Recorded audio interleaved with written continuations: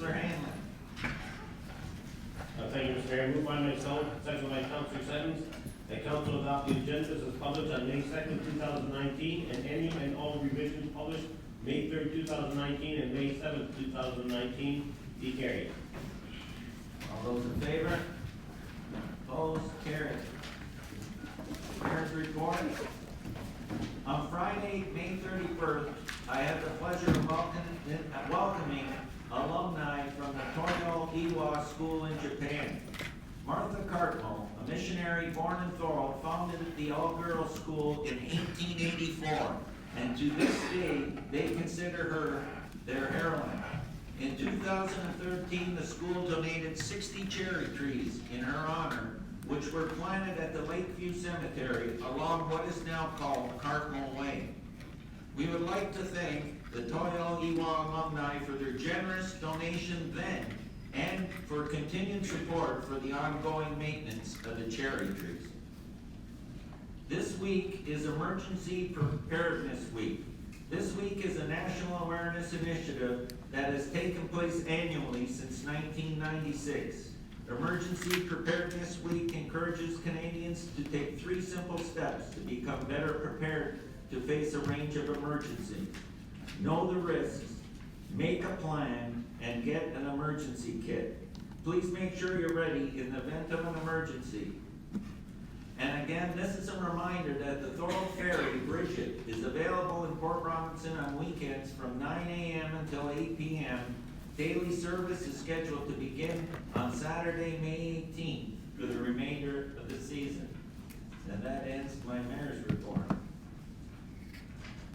Regional councillor update, we have none. Adoption of the minutes. Council and General Committee meeting minutes of April 16th, 2019. Councillor Wilson. Thank you, Mr. Mayor. The regular council and general committee meeting minutes of April 16th, 2019 hereby be adopted. Moved by myself, seconded by Councillor Settings. All those in favor? Opposed? Carried. Any declarations of interest? Seeing none, I'll move. There's no public meetings, no civic recognition. Presentations. We have 2 presentations. The first one, David Hayworth, Official Plan Policy Consultant, and Doug Giles, Director of Community and Long Range Planning and Development Services, the Region of Niagara. Please step up to the podium and introduce yourselves. There we go. Good evening. Thank you very much. My name is Doug Giles. My colleague here is Dave Hayworth. So I'm going to be leading off by giving just a bit of context of the what's happening in the with the Niagara official plan, and Dave will be going into a little bit more detail about the plan. So just to provide some context, the Niagara Region official plan was first adopted in about 1973. Since then, there has not been a comprehensive update to the regional plan. There has been a series of updates to the sections of the regional official plan. And as you can imagine, since then, the planning framework and regulations in the province has changed, as has the responsibilities that have been given to the region in relation to land use planning. So what we are doing with this new regional official plan is we are going to be implementing new provincial policy and plans. We're going to reflect the current goals, priorities of the community and regional council, and where required, we're going to provide direction to the local municipalities. In terms of initiating the new regional official plan, basically where we've come from is in the end of 2016, we got approval to proceed with the new regional official plan. Right now, we are at the stage where we are taking it out to local councils and doing presentations to show you where we are currently. As you can imagine, between when we got approval to proceed with the new official plan and up till now, there's been a series of changes at the provincial level in relation to provincial planning regulations. Those changes have been ongoing. And as you are aware, there has been some changes recently that have come about. We understand what some of those changes are, but we're still reading a lot of the documents to find out how those changes specifically affect not only the regional official plan, but local official plans. So as we work through that with local area municipalities in the next, in the coming weeks, we'll have a better understanding of the direction. What we can say with the regional official plan that we're doing is we're in pretty good position, because what we're doing at the moment is predominantly background work that's going to inform the directions of the policy. Now, in terms of the background work, at the Niagara region, we haven't had a history of doing a lot of this work in the past, primarily because of the responsibilities over the years that have been downloaded to the region. So the region at one time, particularly when the original official plan was approved, the primary responsibilities were in the rural areas, so rural agricultural planning and looking at urban boundaries. Since then, the responsibilities of the region have changed. What this diagram provides is it provides an area, two areas that are focused. One is on growth management, which is basically planning, predominantly planning in the urban areas. The second is planning for rural and natural systems, which is predominantly in the rural agricultural areas. And we have divided the projects into those two streams. And those are a lot of the responsibilities that the region has in terms of planning. So with that, I will hand it over to Dave Hayworth, and he'll get into a bit more detail on these topic areas.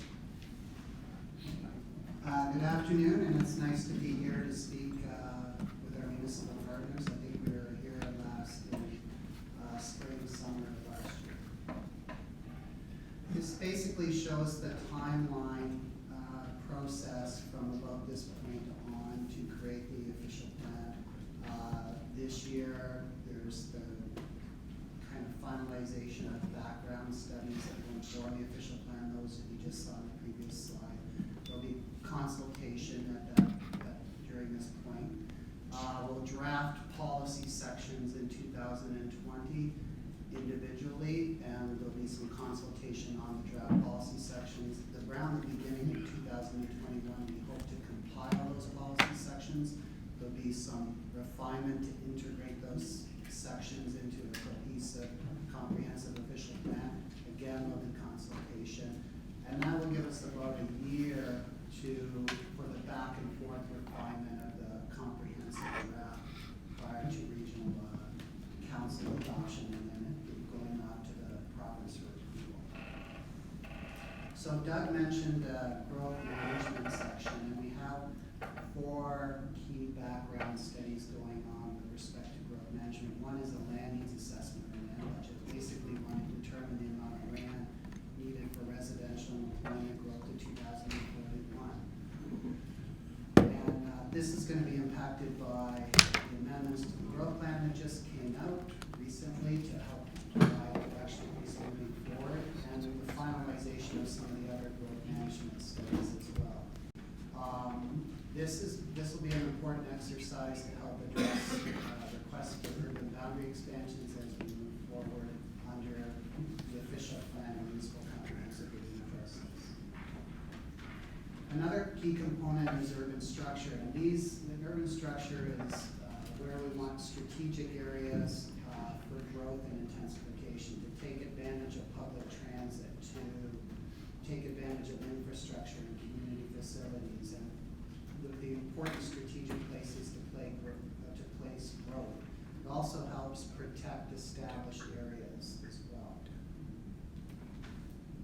This shows a preliminary concept of key components of the urban structure. We have an urban growth center, which is downtown St. Catharines, it's a provincially identified growth center. Regional growth centers, GO Transit, station areas. We've had 4 secondary plan areas prepared for those. Other strategic growth areas, local centers and corridors. Another key aspect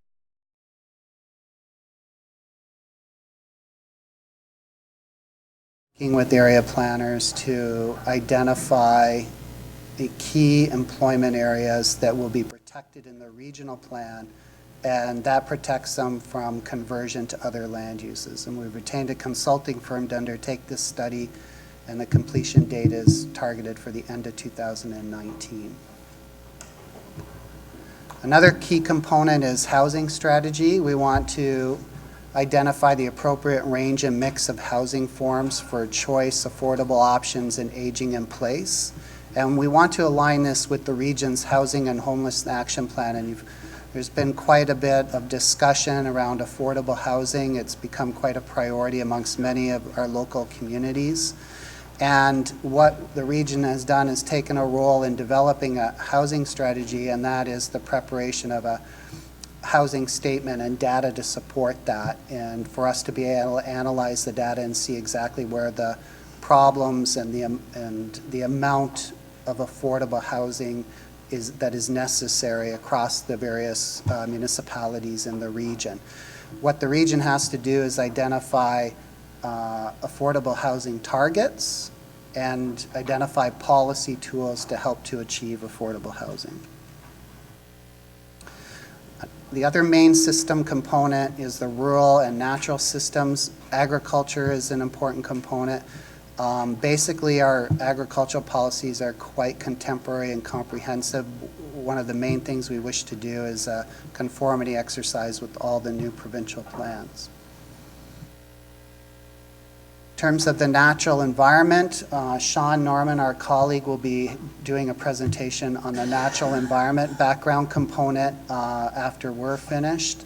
So I'll leave that to him to discuss further. But this is a very, very important component for the region, because basically where you identify your agricultural lands and where you identify your important strategic natural heritage system for protection basically determines where you're able to grow within the urban area and outside of those areas.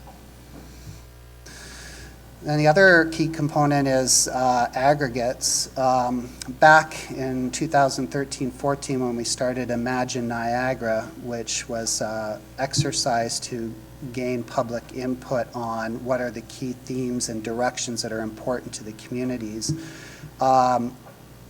one of the exercises we undertook was to develop an aggregate resources background study, and that was done. And then we did an addendum update to that study to coincide with all the changes to provincial legislation. So most of this work's been done, and we're at the draft policy formation stage now. One of the other key components is climate change, and even though there's been changes to the growth plan in the nature climate change is referenced, we still have to plan for climate change in terms of resilient and sustainable communities.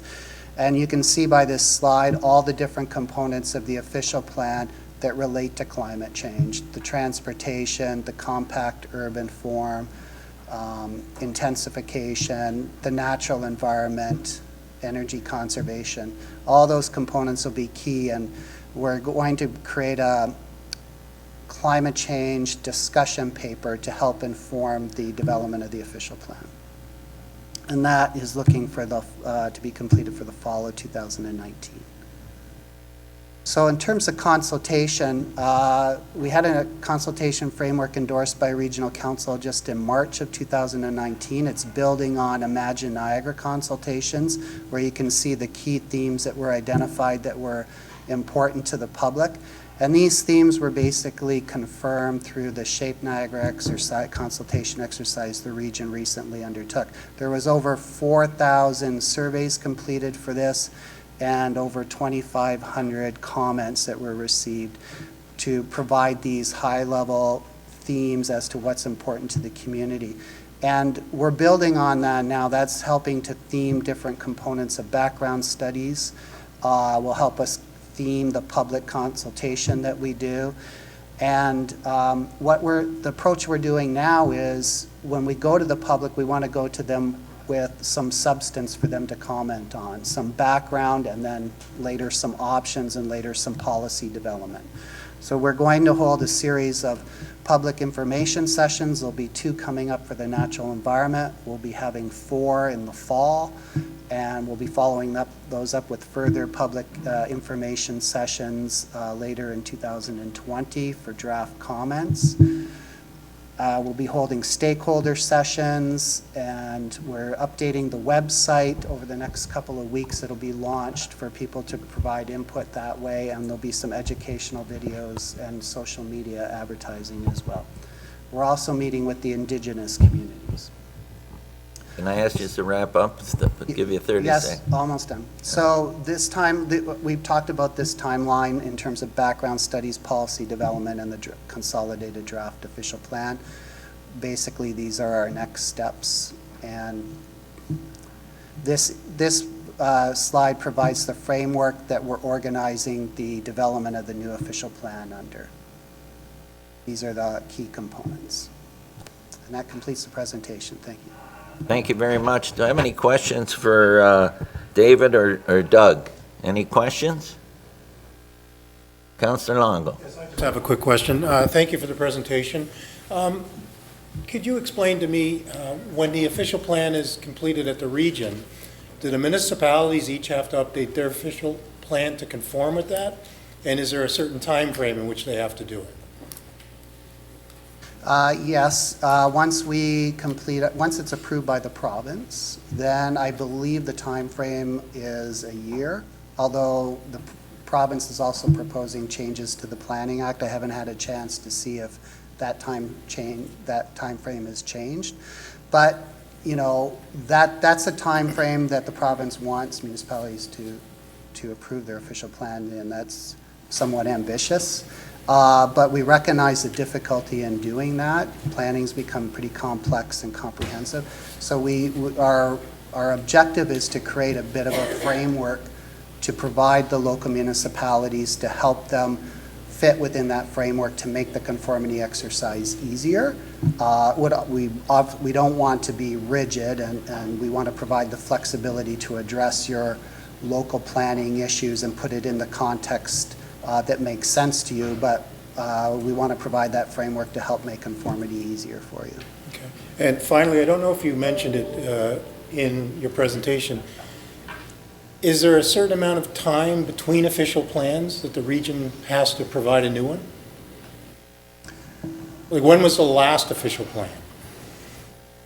As Doug, through the mayor to the councillor, sorry. As Doug mentioned, what happened in the early 70s, what was created was a regional policy plan. I think back in around 2014, it was changed to a regional official plan. There has only been amendments to that framework structure over the years. There's never been a new official plan. This is a new official plan, but usually they're reviewed every 5 years. Okay. I think once this plan's approved, it is to be 10 years. And the development community and other stakeholders are informed of this process, so they're aware and not surprised by any changes to the official plan, so they have input?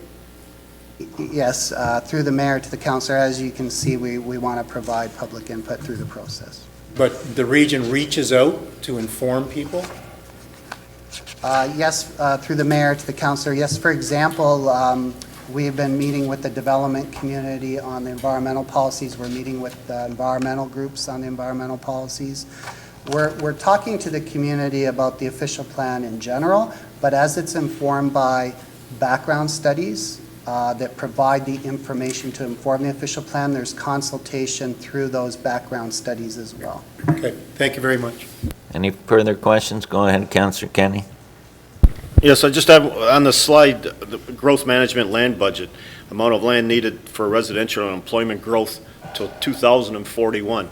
How do you, is that the province, or who comes up with that date? Like 22 years going back, like employment and growth, and now we're trying to predict 22 years into the, it doesn't work. Yeah, through the mayor, yes. This is based on the population numbers that the province provides the region with. And what they do is whenever they provide population numbers, then they say, okay, it's usually a 20-year time period that you project out to. So we take those population numbers and we have to project the growth out 20 years. So that's where the time frame comes in. Those numbers, though, are fluid because they do change, and the province will give us new numbers possibly in another 4 or 5 years. And then those numbers will change again. So that's one component. There is a bit of a lot of people in planning refer to this process as planning by numbers, and it's not really the best way to do things. It's good that you understand the numbers, but there are other ways that you should be considering how you want your future growth to be driven. But those population numbers too not only inform the land budget, they also feed into our water, wastewater infrastructure and transportation infrastructure and our DCs. So they are pretty important numbers in order to figure out how much growth we expect to have so we can cost those things. But it is a difficult process. It's a long-term process, but it is an important component of looking at numbers and getting an idea of where communities are going. Okay, any further questions? I'm sort of talking about the employment part of it, that it talks about. 22 years ago, Yeah. we made newspaper. 22 years before that, they made typewriters. Yeah. And employment numbers, they're probably one of the more difficult ones to deal with because the employment numbers they give us, we're only supposed to allocate those numbers to what is the traditional industrial areas, even though employment is changing and a lot of employment is in other areas like downtown areas, in other sort of higher density development areas that we're not necessarily allowed to allocate that employment growth to. So it is one of the more difficult issues to deal with right now, and predict. Okay. That's it? Okay, thank you so much, David and Doug. Thank you for your presentation. Very good, much appreciated. I'd like to now call up Sean Norman, Senior Planner, Planning and Development Services, the Region of Niagara, to present on Natural Environment Background Study for the Regional Official Plan. Welcome, Sean.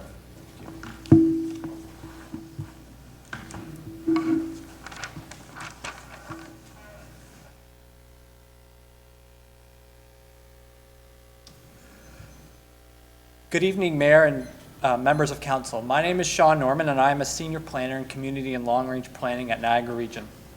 I'm here this evening to provide you a brief overview of the natural environment work program that is being undertaken in support of the new Regional Official Plan, as well as to provide a summary of some of the key findings of the background study that is being undertaken. We've included this slide here just to provide a connection to the previous presentation. Previous presentation ended off with this slide and showing the sections of the new Regional Official Plan. And I'm continuing on with some more detail under the kind of piece of pie labeled Sustainable Region, which is where the Natural Environment Work Program is part of.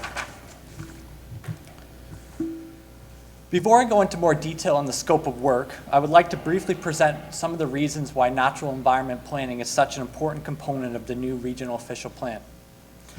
Firstly, natural environment planning supports the identification of areas for growth and development. For example, at a regional level, it helps identify where new growth areas should be.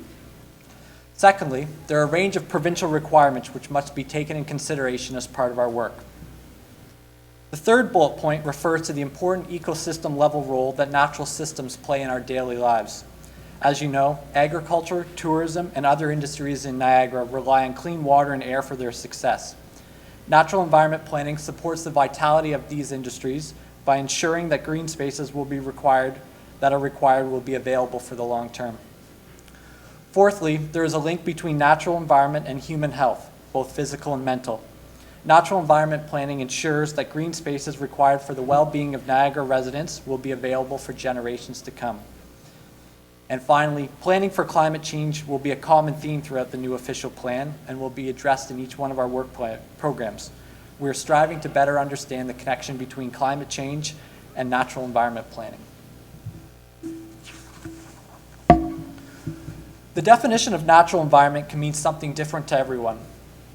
To ensure that the scope of the work program would be well understood, we attempted to clearly define it as an early step in the project. In scope includes all of the environmental features and environmental systems as generally defined by the province. Some of the identified topics are very extensive. For example, natural heritage features includes woodlands, wetlands, habitat, valley lands, areas of natural and scientific interest, and more. What is being presented on this slide is an overview of the key phases of our work program.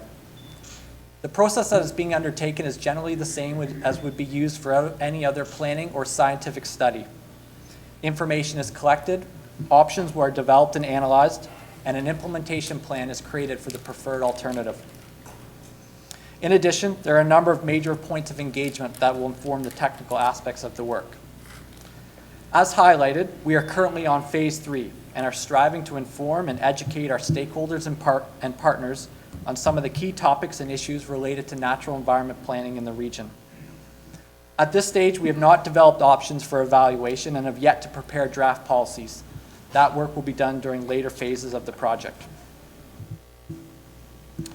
The Natural Environment Background Study, in addition to discussion papers on mapping and watershed planning, will form the basis of the project moving forward. Their purpose is to ensure that policy development will be informed by science and the best available information. The scope of the background study was prepared in consultation with planning staff at each municipality and covers both general topics as well as issues and trends that are specific to Niagara. Several of the key topics will be overviewed on the next few slides. Much of the direction for natural environment planning is provided by the province. Provincial direction starts with the provincial policy statement. The PPS identifies the types of natural features, areas, functions, and systems that must be identified and protected. In some areas, the province has identified more detailed natural heritage systems and policies.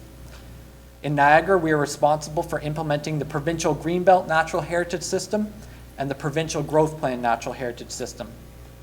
The Greenbelt NHS has been in place for a number of years and is generally reflected in regional policy.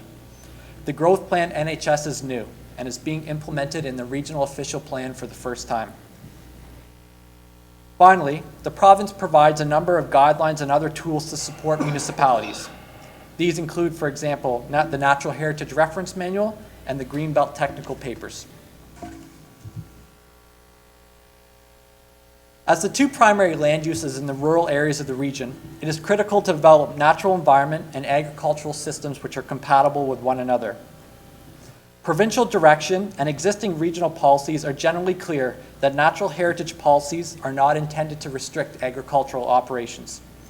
For example, Policy 2.1.9 of the PPS provides specific direction that the natural heritage policies of the PPS are not intended to limit the ability of agricultural uses to continue. Further, there are many exemptions in both the Greenbelt Plan and Growth Plan NHS policies related to agricultural buildings and structures. Finally, there's a common misconception that where a buffer is required between a new agricultural building and natural features, that it must be natural vegetation.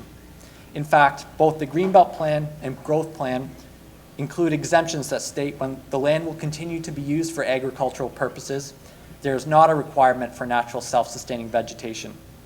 Buffers in agricultural areas may continue to be planted with crops. Woodlands and other treat areas are often the most publicly valued components of our natural systems. When considering woodlands to be protected through policy, it is significant woodlands which are considered to be key features. It is the responsibility of municipalities to identify and map significant woodlands, which is generally done through a two-step process.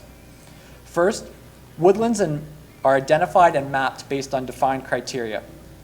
Second, criteria are developed and applied to determine significance. Criteria can include, for example, proximity to other natural features and the size of the woodlot. Within the provincial NHSs, provincial policy for the protection of significant woodlands are to be used.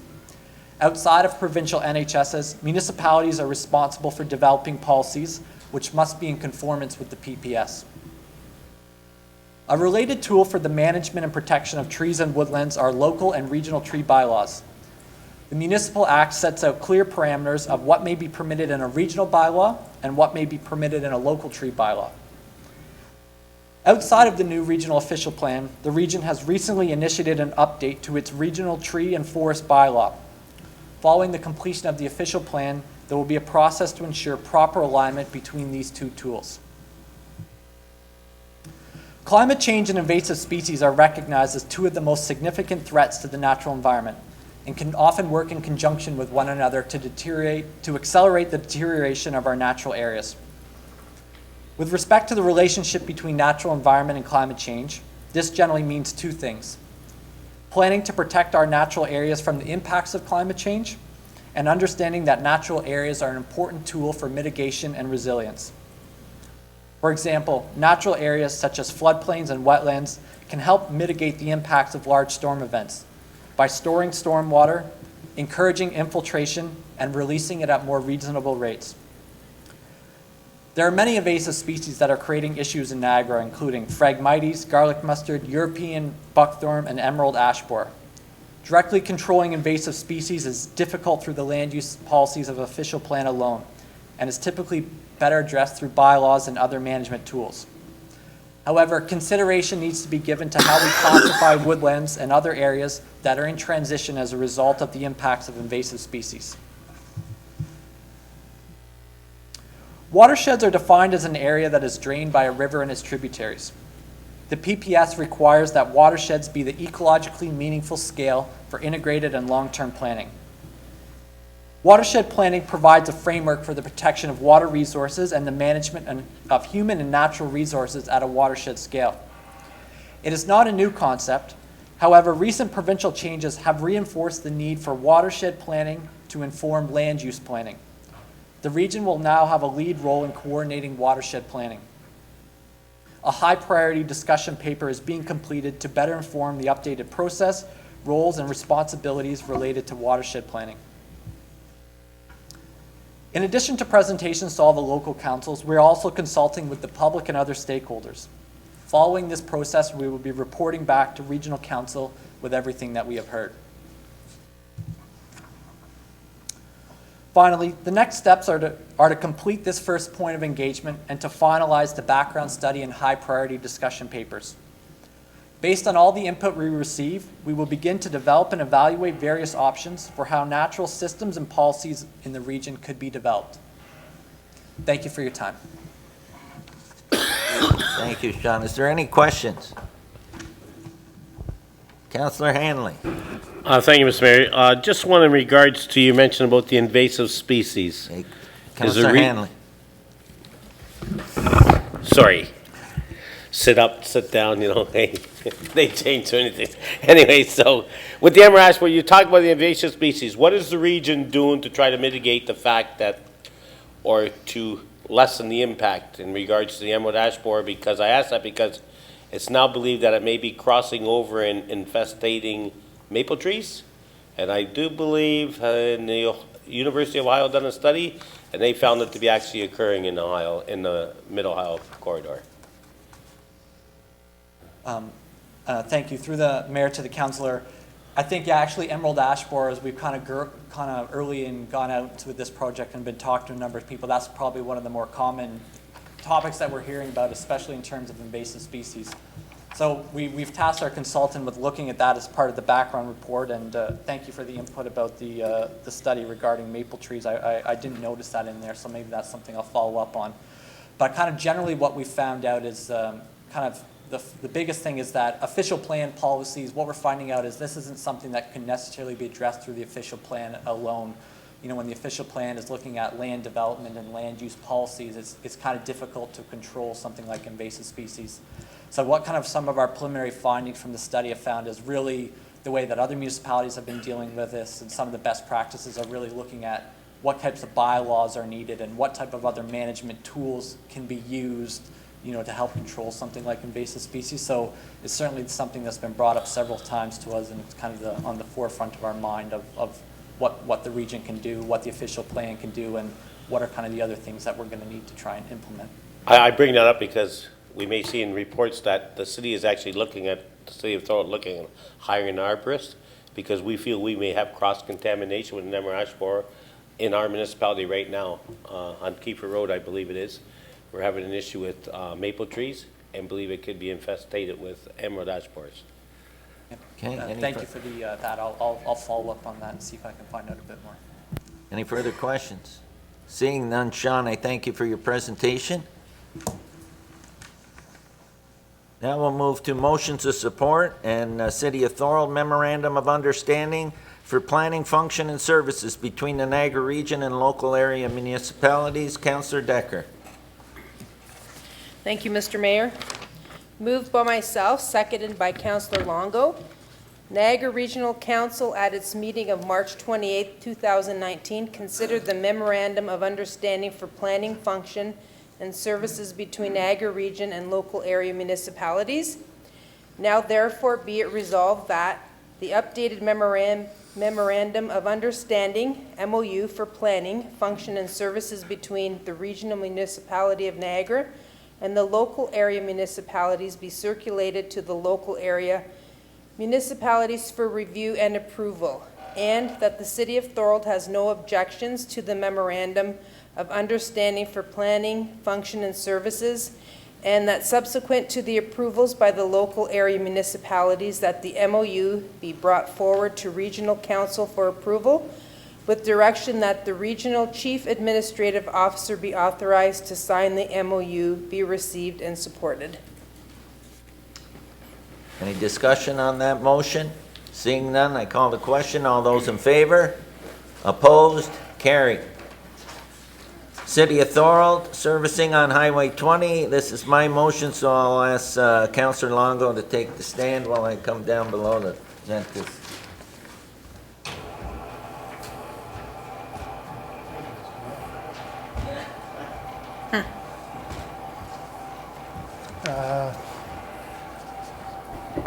Mayor Ugolini, please proceed with your motion. Thank you. Moved by myself, seconded by Councillor Wilson.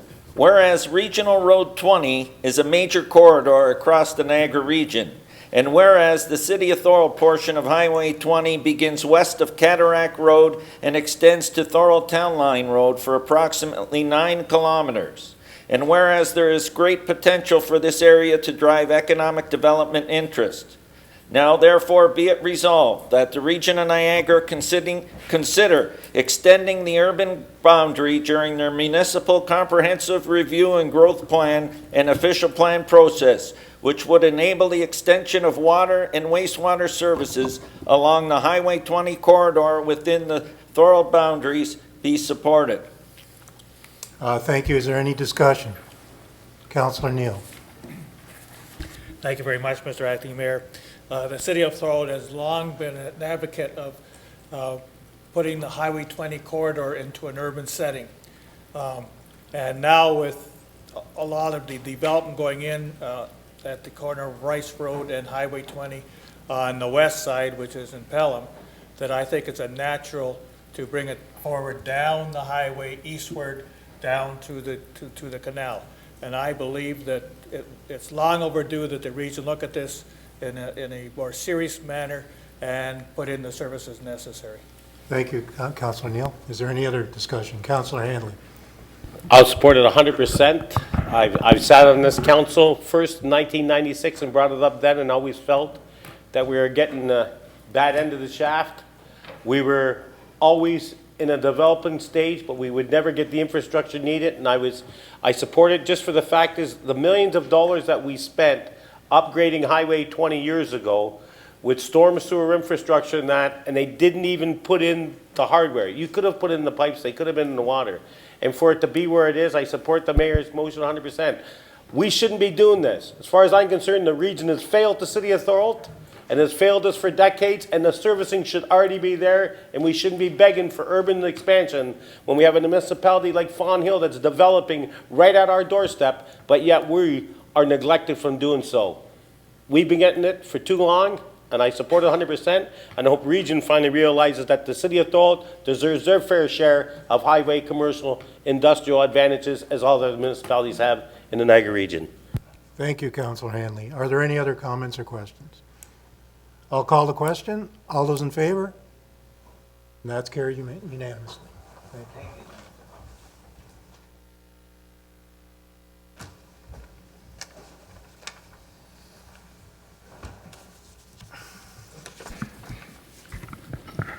Okay, move into statement by councilors.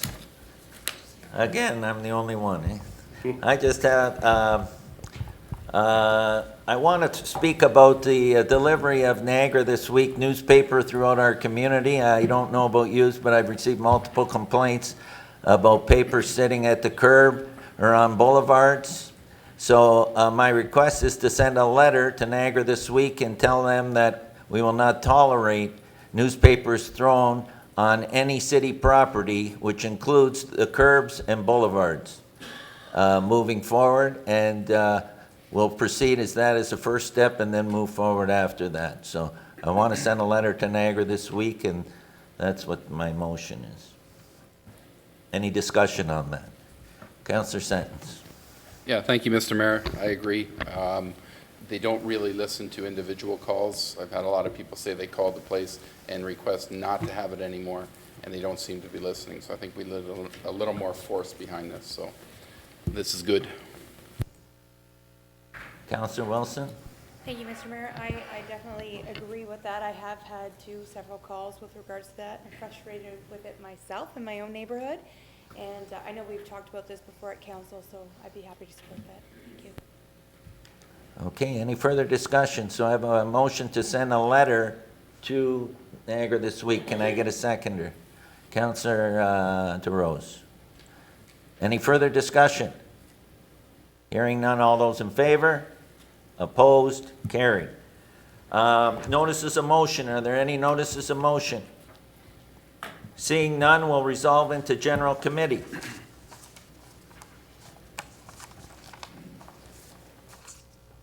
I'll call this meeting to order. Are there any declarations of interest?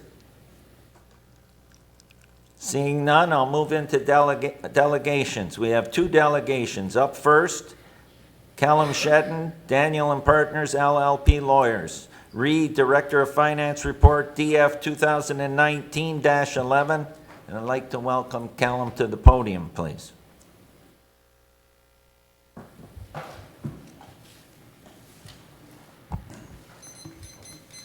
Thank you, Mr. Mayor, members of council. I'm Callum Shedden. I'm a partner at Daniel and Partners Law Firm. I'm here tonight representing Rolling Meadows Land Development Corporation, and for the remainder of my presentation, I'll just refer to Rolling Meadows as Rolling Meadows. I've asked my partner, Mr. DeLallo, to hand out some notes that I'll be referring to in my presentation. And basically it sets out what the purpose of my attendance here is tonight, and some statutory documents and other municipal documents that I'm going to refer to in support of my submissions to you tonight. Mr. Mayor, the request by Rolling Meadows tonight is that the proposed Thorold development charges bylaw and the background study that's in support thereof be amended to include 3 items. And these items are all with respect to Rolling Meadows subdivision. There's the Barker Parkway roadway works, Uppers Lane to Highway 20, the roundabout Barker's Parkway and Highway 20, and the signalization of Barker Parkway and Highway 58. Now, in support of my discussion, I'd like to give just some brief background on the Development Charges Act. I recognize that development charges is not something that comes up in front of council on a regular basis like a zoning bylaw would. It's a every 5-year type of thing. So there are a few principles that I think are important and are germane to my presentation to you tonight. I'd just like to take a couple of minutes to go over that.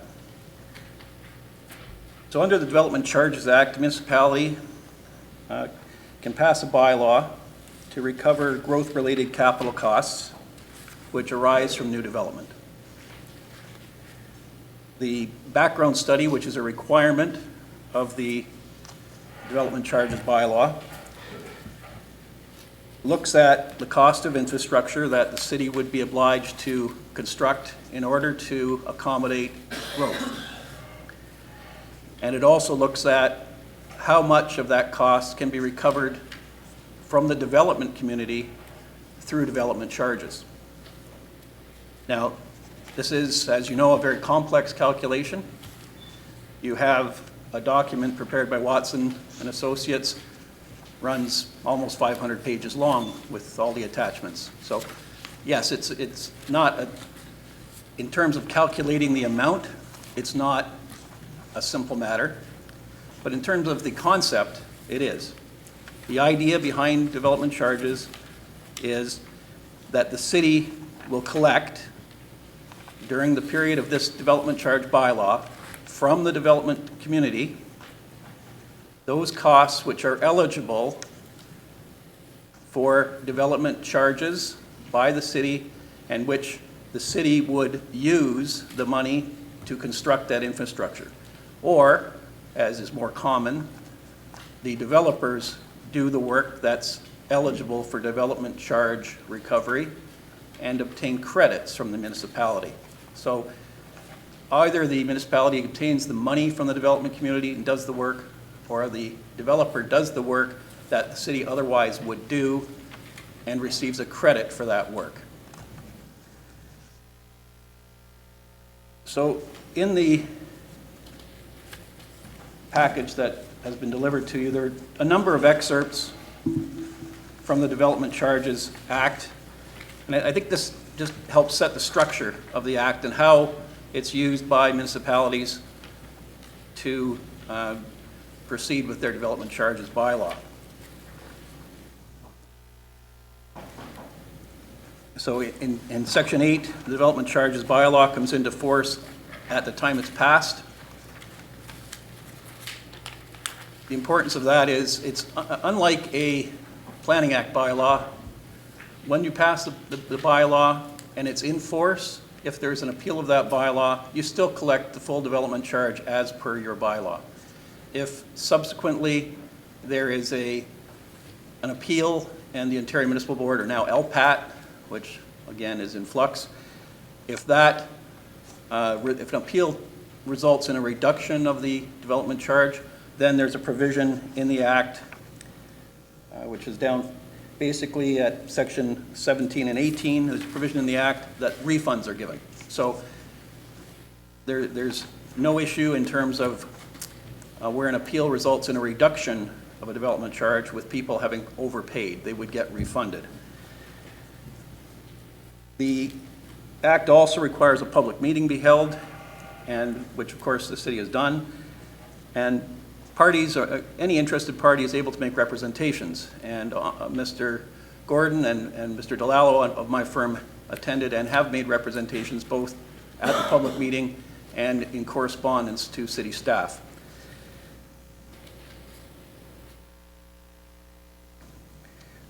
So paragraph 12.3 of the Act, I think this one is particularly important to what I have to say tonight. It says, if a proposed bylaw is changed following a meeting under this section, council will determine whether any further public meeting is necessary, and such determination is final and not subject to review by court or the Ontario Municipal Board. So you've had your public meeting. We're requesting on behalf of Rolling Meadows a change to the development charges bylaw that's proposed. And it's important to note the word is change. It doesn't say a reduction, it doesn't say an increase. So both are contemplated under this section. You as council have the ability to change the draft bylaw that's been presented to you. The final section I want to touch on is OMB hearing of appeal. A developer who's made representations can appeal the decision, the bylaw passed by council. And what's important is on the second page of these excerpts. There's limits on the power of the OMB or LPAT in terms of what they can do on an appeal. I've bolded the type in Part 4, and it reads, the Ontario Municipal Board may not amend or order the amendment of a bylaw so as to increase the amount of the development charge that will be payable in any particular case. So if an appeal is filed by any developer, the board has no authority to increase the amount that can be charged. And I'll come back to that. That's fundamental to our presentation here tonight.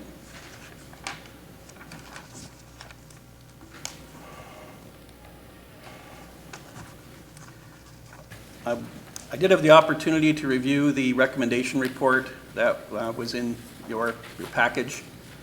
I saw it on the weekend. That was my first chance to see it. We did have a meeting with staff and legal counsel for the municipality last week. And the request that we made at that time was not recommended and is not recommended by staff and your legal counsel, hence my appearance tonight. In the recommendation report, the recommendation not to include the 3 items that we're asking to be included is based in large part on conditions of approval that were in the Rolling Meadows subdivision approval. And those are quoted quite extensively in the report. Now, in the report, the conditions do require the developer to pay the cost of roads and intersections within Rolling Meadows. That's not in dispute. But what those conditions do not do is there's nothing in the conditions that say Rolling Meadows is not entitled to apply to have development charge credits for those works where they're eligible under the Development Charges Act. So there's no prohibition on Mr. Gordon and Rolling Meadows coming to council, as I am tonight, and asking you to include these items. It's just not there. In my submission to you is that if it was the intention of City Council back when Rolling Meadows subdivision was approved to say to Rolling Meadows, you're going to pay for this and you can't get any Development Charge Act relief, that should be clearly stated. We're talking about almost $5 million. You don't take that away from anyone without spelling it out very clearly and not trying to argue it by inference. Now, I've attached to the materials that I've handed out, and I've highlighted some sections. There's some conditions of approval for Rolling Meadows, and there's also excerpts from your development charge bylaw.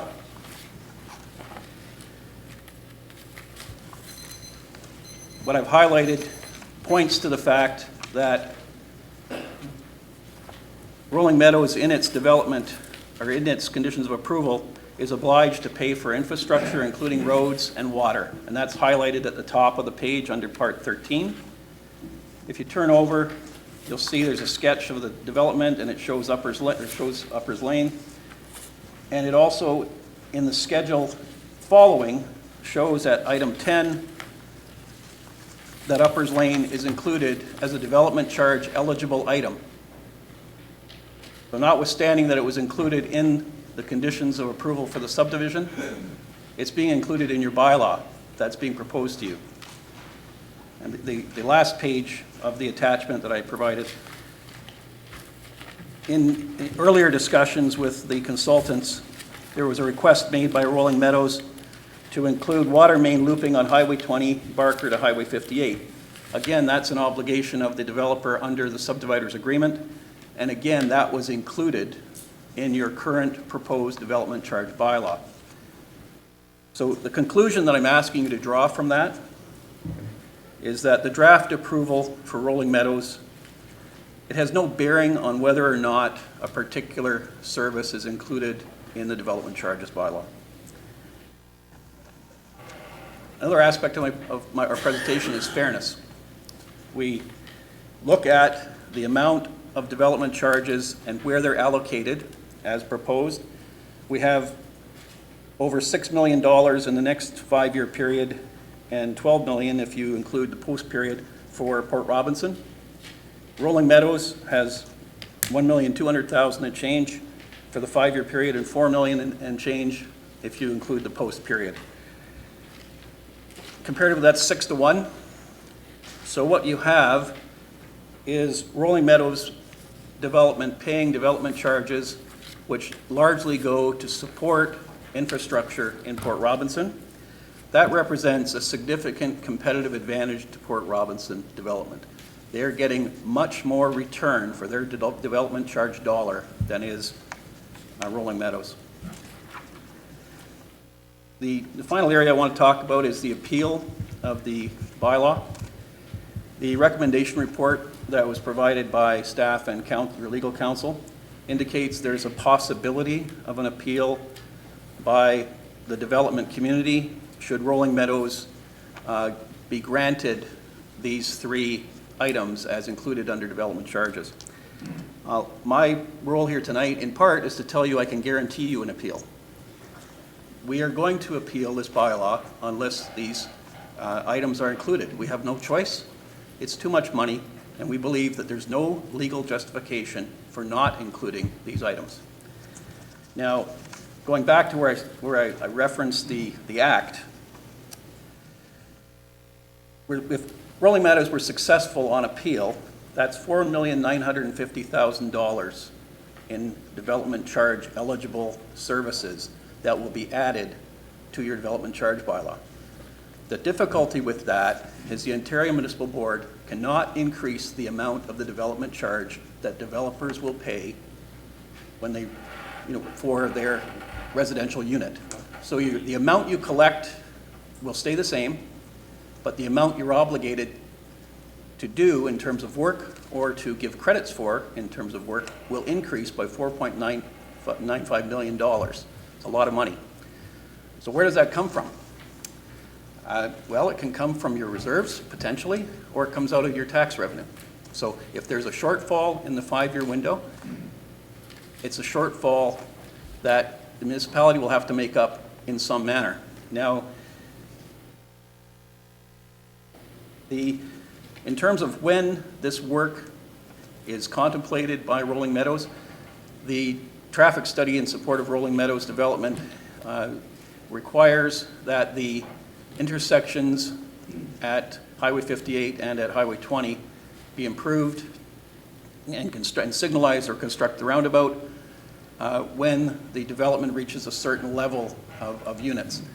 Mr. Gordon tells me that level will be reached, if not this year, next. So this work will be done in the 5-year period of this bylaw. So this work is not something that's in the abstract. This work will be done. These costs will be incurred. And if successful on appeal, if that's the way this goes, Mr. Gordon will be looking for credits for that work. I'll ask you to wrap up, Cam. Thank you, sir. Finally, in terms of costs of an appeal, OMB appeals or LPAT appeals are very expensive. The offer of Mr. Gordon is this.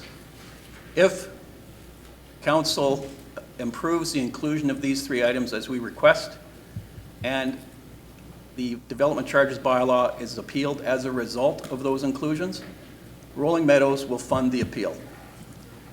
And the reason for that is it's in Mr. Gordon's and Rolling Meadows' interest to do so, because if it was left to the city of Thorold, you could quite easily resolve the appeal by just saying, all right, we agree, take them out.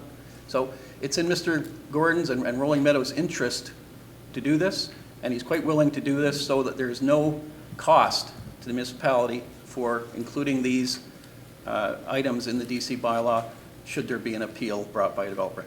So in conclusion, I thank you, Mr. Mayor, members of council, and our request to council remains, as shown on the first page of our document, that the Barker Parkway roadworks, the roundabout Barker Parkway and Highway 20, and the signalization of Barker Parkway and Highway 58 be included as development charge eligible in your DC bylaw, and that Watson and Associates be directed to amend your bylaw and your background study accordingly. And thank you for your time.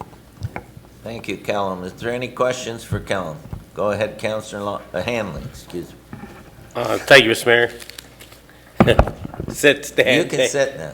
You're See, in general you guys committee. can't make up your mind on it. You bounce back and forth, see? Through you, Mr. Mayor, to the presenter. You're stating here that you're telling us what you just said tonight, that if we don't include the development charges bylaw in Rolling Meadows projects, that you will appeal it? Yes. On that note, Mr. Mayor, could I ask, if that's the so, through you to the appropriate staff member, where would the legal fees from the city come from to pay for the appeal? How would we pay for the appeal? I'll ask the Director of Finance. Through you, Mr. Mayor, we would come back and ask council. We would first review our legal budget, and if it was insufficient, we would come back and ask council to address it. On second note, if I could, Mr. Mayor, have we ever had this predicament before council before, and if so, how much was the legal cost? Through you, Mr. Mayor, to my recollection, we have had one appeal during the last period. Mr. Shedden was a lawyer at that point as well, and we were able to settle prior to going to the OMB. So has this been before us before, so we settled before actually going to a court case? Thank you. I got several questions to staff too, if I could, because what I wanted to ask too, in regards to the development fees, it was stated here that after the... Counselor Hanley, you can ask those questions when we get to the resolution. Right now, just to the presenter, please. You'll be able to ask those questions, so I'm not going to cut you off after. It's just that right now we're to questions to the presenter. If by chance I need to come back to the presenter that's here now, would I be able to ask him questions? Yes. Because I'd like to hear from our other side too, please, first then. Or if I can't come back to questions, or... Yeah, okay. Do you want to do it during the resolution? Yeah, okay. We'll do those questions during, when we bring the report forward, okay? Please. Any other questions for Callum? Go ahead, Councillor Wilson. Thank you, Mr. Mayor. Through you to the presenter. In your professional opinion, how successful, what do you think the odds of you and your client being successful in overturning this in an appeal? Thank you, Mr. Mayor. Sorry, thank you, Councillor. But Mr. Mayor, my view is we will certainly be successful on the signalization of the intersection and on the roundabout. My professional opinion, we will be successful on those based on what's in your DC bylaw in terms of other intersections that are contemplated and signalization that's contemplated, and also definitions of local service and what's covered, what is a local service and what isn't. So I think we have a very high chance of success on those two. The road is more problematic. I wouldn't have advised my client to include it if I didn't think I could win, but I would think it's of lower probability than the other two, but I still think it's a winning case. Thank you. Any other questions? Councillor Longo. Thank you, Mr. Mayor. Through you to the presenter. You gave a legal opinion there. Can I ask you to comment on the legal opinion of the city's lawyer? And I can read what he says, or would you not want to do that? I can certainly do that. Okay. Well, he's given us a document here. I believe everybody has a copy of it, and it's highlighted, and I'll just read it to you. It is in my legal opinion that if the city of Thorold accepts any of these proposals by Rolling Meadows, it is at risk of being deemed in breach of the provisions of the Development Charges Act and the Planning Act of Ontario. Mr. Mayor, that's certainly your solicitor's opinion. I don't share that opinion. We have correspondence with your solicitor, which was sent on Friday, which indicated our difference of opinion. Opinions of lawyers. There are opinions of lawyers, and lawyers can differ in their opinion and in their interpretation. That difference, if not resolved at council, gets resolved at LPAT. And you know, ultimately lawyers make recommendations and give advice, council makes decisions. And you know, that's what we're asking you to do tonight. Any further questions, Councillor Longo? No. Any other questions? Seeing none, I'll thank you for your presentation, and we may need you to answer a few more questions when we get to the resolution. Happy to do so. Thank you. We're going to keep going here because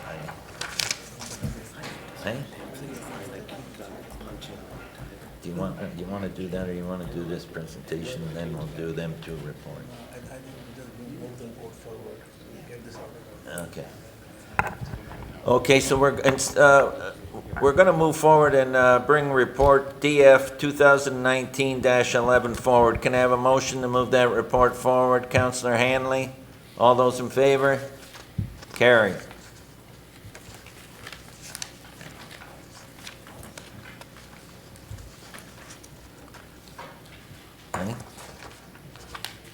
Okay. We're into discussion report 8, DF 2019-11, development charges and background study. And I'll turn that over to our Director of Finance. Thank you, Mr. Mayor. Before you is a report on the new development charges, background study, and bylaw. The city has engaged Watson and Associates to undertake the process, and Mr. Gary Scanlon is with us this evening to answer any technical or process questions that you may have. In addition, the city has engaged Mr. Stu Ellis from Lampert, Ellis & Walsh to provide a legal opinion on the request which has come forward. Mr. Ellis's legal opinion has been provided to you, and Mr. Ellis is with us this evening to answer any legal questions you may have. The recommendations are as outlined in the report, basically that council determine no further public meetings are necessary, that the capital project listing set out in Chapter 5 of the development charges background study be approved, subject to annual review during the capital budget process, that the assumptions contained in the background study as an anticipation with respect to capital grants, subsidies, and other contributions be adopted, that whenever appropriate, request that grants, subsidies, and other contributions be clearly designated by the donor as being to the benefit of existing development or new development if applicable, that the smart growth development charges waiver exemption program be canceled and removed from the bylaw, that the development charge background study dated March 21st be approved, that the industrial development charges be set at 1/3 of the commercial institutional development charges, that the development charge bylaw attached in the background study be submitted to council for approval at the meeting of May 21st, subject to the industrial development charge rate being reduced, and finally, that once passed, the clerk give notice of the passage of the development charges bylaw in accordance with Section 13 of the Development Charges Act 1997. And this concludes the report. Can I get a remover for the report? Councillor Longo. So move the report. Speakers to the report. Councillor Hanley. Thank you, Mr. Mayor. Several questions, if I could, to the appropriate submember. My first question would be, if we were to put what Rolling Meadows Land Development Corporation is asking for tonight in the development charges, what would be the impact of the development fees for the development if council supports Rolling Meadows' request? Would we be able to have that number today? I'll bring up Mr. Scanlon. Mr. Scanlon. Gary. Through you, Mr. Mayor, just at a very quick order of magnitude, it would increase the charge by $3,000 from the calculated charge that we put before you. Can I ask, to come to that figure, is it not based on how many residents or how many buildings you would project to be built over the next 5 years? It is based on the growth, if I recall, over 13 years. The harder services, water, wastewater, roads, we looked at out to 2031. So the bylaw is good for 5 years. Our planning horizons are 10 years for the soft services and 13 years for the harder services. Okay, thank you. Because I do see that it's in the long term. Presently, I asked that question. Can I ask then, through you, Mr. Mayor, to the appropriate staff member, why was the intersection and stoplights, they were included in the 2009 DC charge bylaw. Right here, intersection signalization, Rolling Meadows developer to front end intersection signalization, and Highway 58 access developer to front end in 2009, but then it was excluded in 2014. Can I ask why? I'll take To the the question. Director of Finance. Through you, Mr. Mayor, there was an error made in 2009. At that time, we put it in an error, not recognizing that the intersection was on a provincial highway, which is outside the city's jurisdiction and responsibility. Therefore, when it was found in 2014, it was removed and continues to be removed. Thank you. On that note, Mr. Mayor, are you saying then that the city of Thorold does not do any work on private properties? Is that one of the reasons?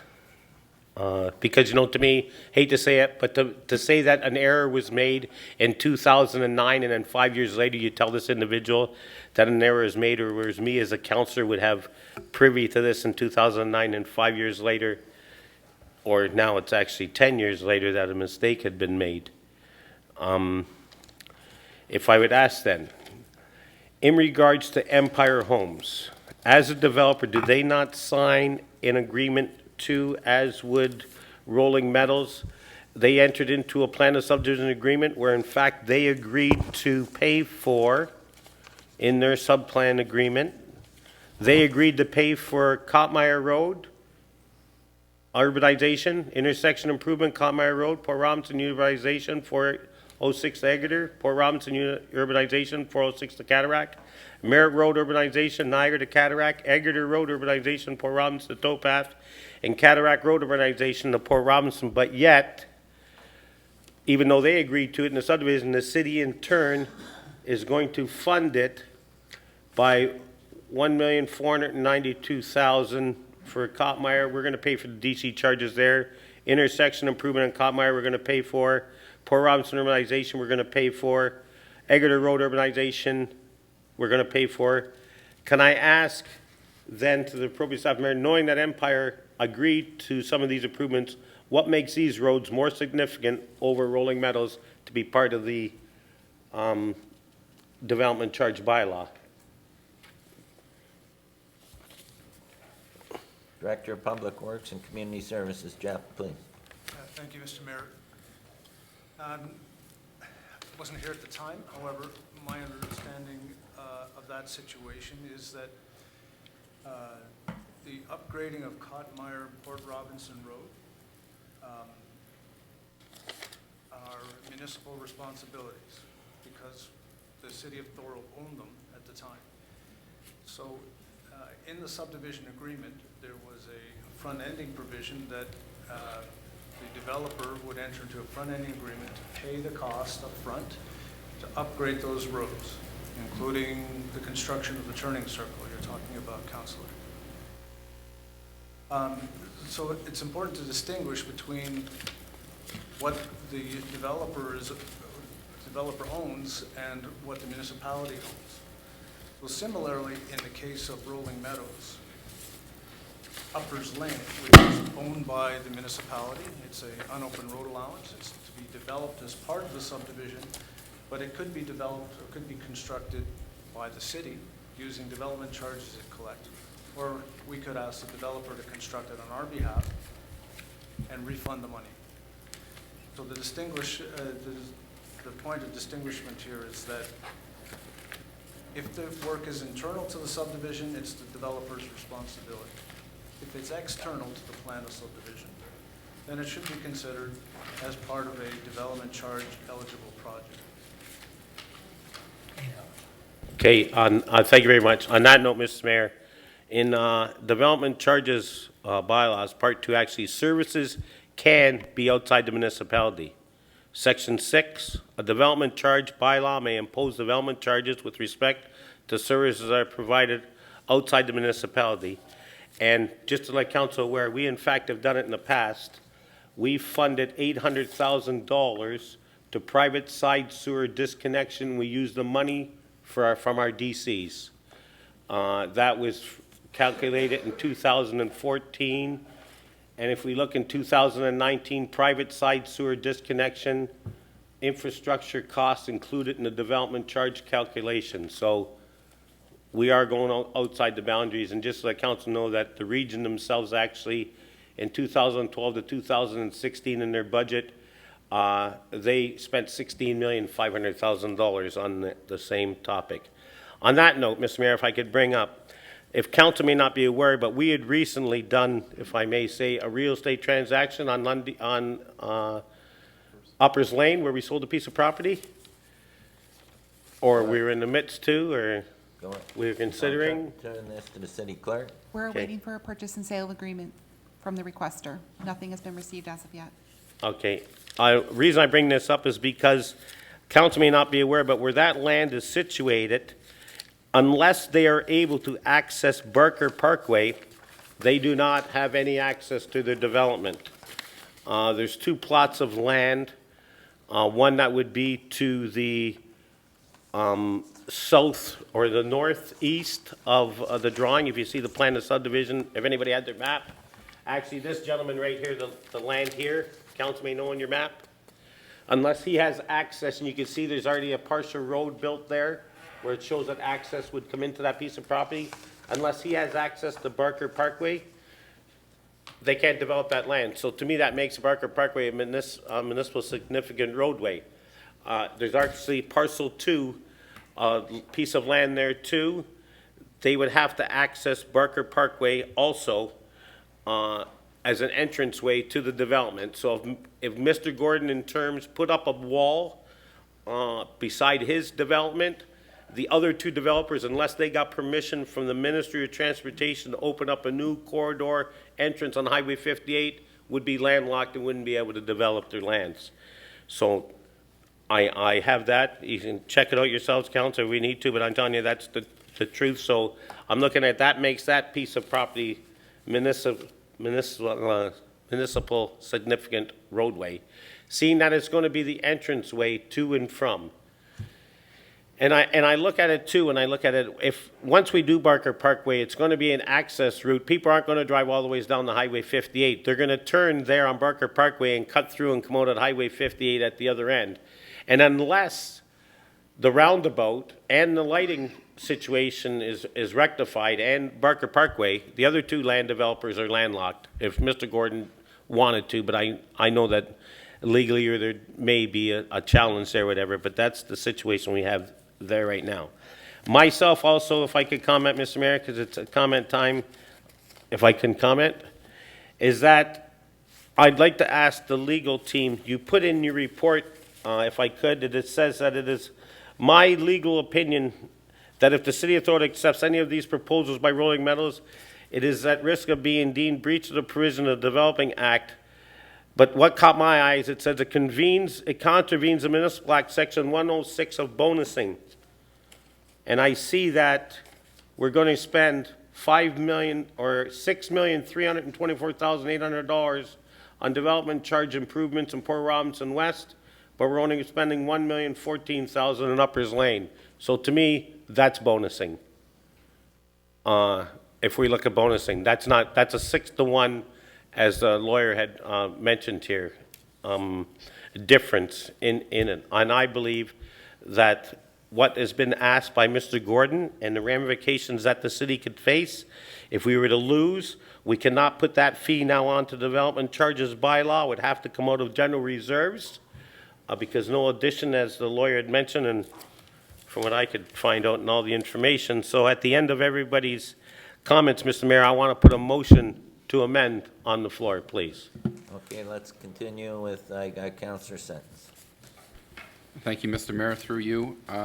You said is Mr. Ellis here today? Mr. Ellis, could I speak to Mr. Ellis? Councillor Sentence has a question, Mr. Ellis. Thank you, sir. Thanks for coming. I do see a lot of merit in what Councillor Hanley's saying. The 6-to-1 really stands out for me.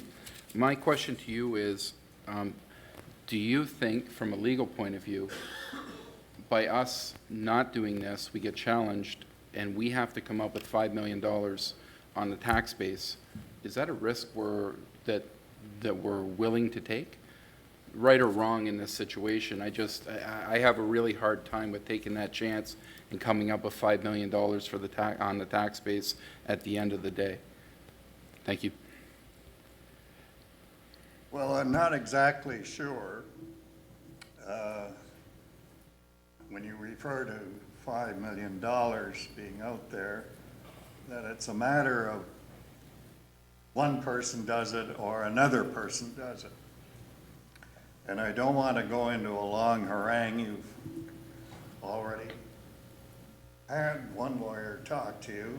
2 will be too much. I think in many respects, what this all amounts to is contained in my letter, which indicated that the traditional argument supporting development charges, and before them lot levies, as they were once called, was founded upon the principle that growth ought to pay for itself. New development creates new demands for additional municipal infrastructure, for which additional revenue from the development itself is required to fund the growth-related capital costs. Development charges are not, generally speaking, an avenue to reimburse developers for their expenses in developing a subdivision. It is supposed to be reimbursement to the municipalities for their expenses in supporting a broad range of existing infrastructure. So what we have is a situation where the province, a long time ago, used to fund roads and sewers and so on, and they stopped doing that. Instead, in 1989, they passed the original Development Charges Act, and subsequent to that, in 1997, they amended it. And what it basically indicates is that when a development goes up, it may cause some hardship to the municipality because it has to expand its sewage treatment plants, or it has to enlarge its water mains, it has to provide more water, usually off-site stuff that it has to increase. And the existing taxpayers, according to the government, the ones that are already settled in their homes, shouldn't have to pay for that because it's caused by development. That's the linkage. And in essence, what you do is you look to see who owns what. Take a road, for instance. If it's a municipal road, the municipality can pass legislation, the Development Charges Act, on its roads. If it's a regional road, no go. We can't pass a development charges bylaw, if you will, on property we don't have. And there was also reference to the province, as there is here, a provincial highway, or 2 of them. And we don't have the power to pass legislation on the provincial road, as a result of the provincial road. And that's in essence where we are here. You've been met with an application from a developer who genuinely feels hard done by, because when he improves this road, it benefits other people. In the past, has comments about water and sewer, and he's talked about that at length. And he says, for example, at one time, well, I'll build a pipe, but it'll only be big enough for my development. And if landowners in other areas want to join in, they'll have to tear up the pipe and put in a bigger pipe, and they'll have to pay for that. Well, that's the type of situation where you do find some degree of hardship, and you look to see if you have jurisdiction, if you can pass a development charges bylaw to provide funds that if he funds the expense, he can take the money from you. In fact, that's been done. In a situation where we don't have power to pass legislation, we can't help them. And that, in a nutshell, is what my opinion amounted to. As I said, the Barker Parkway, there's a provision in your own official plan, which you just approved a few years ago, that indicates, and it's quoted in the letter, that that's the responsibility not of us, but of the province and of the other parties that may be involved other than us, the developers. And in the instance of the Barker Parkway, in the official plan itself, which you have and which I read and which I base my opinion, what this council itself has said, or previous councils have said, you have a situation where the road is a certain width and it's deemed to be a collector road. It's inside the subdivision, but even if you go outside, there's provision in the official plan that it's the responsibility of the development itself. And that's, in essence, what I said.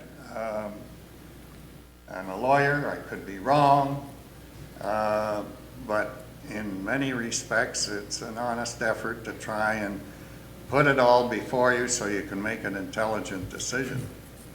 And I might say, if it's a matter of taking what you've got now, and in spite of what your expert that you retain to do a job has said, in spite of what your staff says, you feel that there should be some change, it would be my view you should let this bylaw go through the way it is and invite the developer to come to task to discuss these issues and see exactly what it is he wants.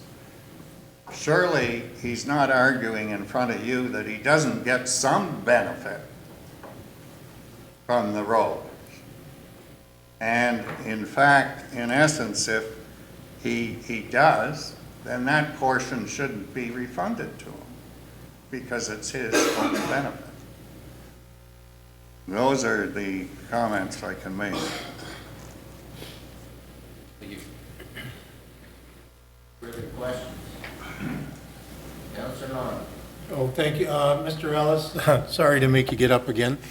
No. And sorry for quoting you before. I didn't see you back there, and I don't think we've ever met, so I read your line earlier.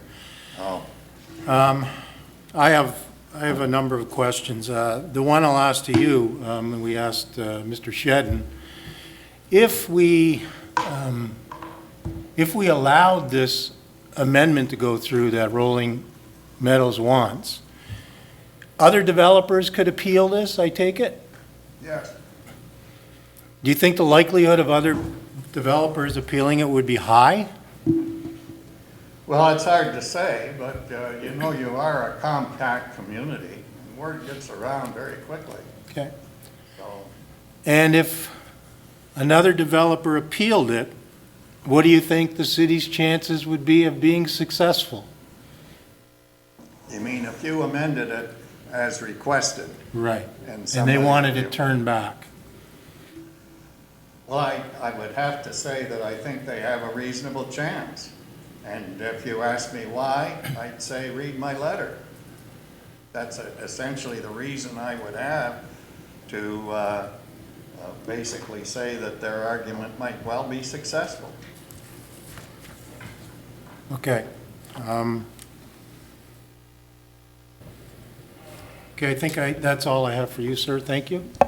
My next question would be to probably the Director of Finance. If we, this is very confusing, where the money comes from. If we decided not to allow this, and Rolling Meadows appealed, and were successful, we would now have to come up with apparently $4.9 million to fund these projects. Am I right? Through you, Mr. Mayor, I'm not certain that we would have to come up with that money. LPAT does not have the authority to increase the charge of a development charge. So through LPAT, I don't believe, we have two lawyers here, but I don't believe LPAT could force the city and the taxpayers to pay for that money. Not through the development charge process. Okay, not through development charges, but if they forced us to complete the projects, where would the money come from? Through you, Mr. Mayor, I don't think anyone could force the city to complete the projects because the projects are the responsibility of the province, and the city's just a flow-through. That's it. The province, the agreement is with the province and the developer. It's not an agreement with the city and the province. It's a responsibility, my understanding is for the province and the developer, that as a condition, this has to be done. So I don't understand how they could say that it would be the city's responsibility to come up with the $5 million.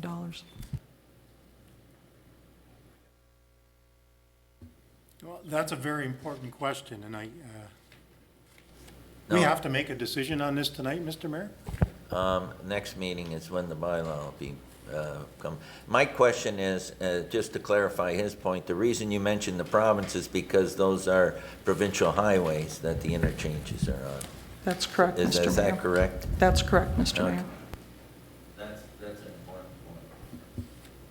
Yeah, and I guess another question would be to the appropriate staff member, if we allowed this amendment that Rolling Meadows wants, would we be putting ourselves at risk to having other developers ask to have items included in development charges that we normally wouldn't do? Through you, Mr. Mayor, I think that that's always the risk when you deviate from the norm and from your legal advice, that it does open the door for others to come forward.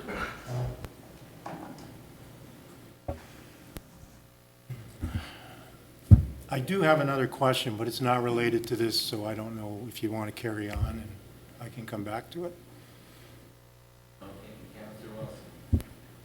Thank you. Through you, Mr. Mayor, to the Director of Finance. Just on your last comment, I'm just recalling previous speakers speaking to that, although the province may be responsible then and not the city, I was under the understanding from previous presenters, not just tonight, but in the past, that the provincial government doesn't, I think it says it in the law, they don't actually build intersections. So to say it wouldn't be us and it would be them, I feel like it's contradictory. Through you, Mr. Mayor, just to clarify my comments, the province has not imposed the responsibility to the city. The province has imposed the responsibility to the developer. My understanding of the development charges, and that's why some of the traffic signalizations are included, because they're from city road to city road, which is a city responsibility. But in this particular case, it's onto a provincial highway, which is not a city responsibility to build. I have comments. Is that okay? Thank you, Mr. Mayor. I guess my confusion about that is that the previous piece of land, like Councillor Hanley had mentioned that we sold, was, or in the process of, it's surplus land, and it was a road allowance. So when I look at the map, I think that, you know, had this even subdivision not be built, or had this not been included or not included, that would have been the road between the two highways, in my mind. I don't know, correct me if I'm wrong, but we sold that to another developer. So on Councillor Henley's point, then I don't see how they would exit, or they're going to use those roads as well to get to and from the highway. So that part I don't understand how, if we didn't include it in the developmental charge, then the way I see it is one developer is going to pay the price for another developer's use, essentially. Whereas if we vote to include that in, then it's fair, I guess, to all developers. Also, hearing the first lawyer, forgive me, I forget your name, I'm sorry, but he did mention as well, which was a good point, all of the development that we've done in Port Robinson, and we are continuing to do, they're all traveling along that highway and are going to increase the amount of traffic on that suggested signalization and the roundabout going towards Niagara Falls as well. So again, to me, it seems logically that that developer is getting a benefit from this particular developer's development. Sorry, other comments I had was, I don't know, I'm very confused because everybody has different opinions about their interpretation of the law and whether we're paying or not paying. But I guess, you know, even after hearing that, I feel like I have the same conclusion that I just don't feel comfortable potentially having our residents pay for, one way or another, $5 million for road improvements, where I think that it is more likely than not to be something that should be shared amongst more than one developer. So for that reason, I believe it should be included. Thank you.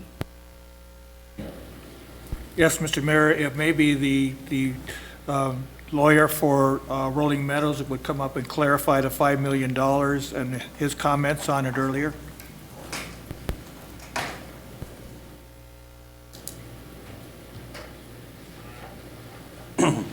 Mr. Mayor, could I'm not sure I understand what the councillor wishes me to answer. If you are successful in your appeal, which you stated you're going to do, and the city or other people have to pay for that $5 million amount, what the clarification I would like is who pays for it? Do you? Thank you, Mr. Mayor. The restriction on the LPAT or the OMB in their consideration of appeal is they can't increase the amount of the charge paid on an individual basis, but they can increase or add to those works which are properly development charge eligible. So what I'm saying is you can have the situation where if the OMB or LPAT approves an appeal and allows these three items to be considered DC or development charge eligible items, then they're in your bylaw as being eligible for development charge credits, but you're not collecting the money from the development community, as is the intention, to pay for that. So, you know, I agree with much of what Mr. Ellis says in terms of development should pay for development, but that's what we're asking for. We're asking you to have development charges so that the appropriate amount of the cost of a development goes into development charges, and that a benefit is obtained by the developer where it rightly should be obtained. I hope that answered your question. Councillor Haynes, did that answer your question, Councillor? Yes.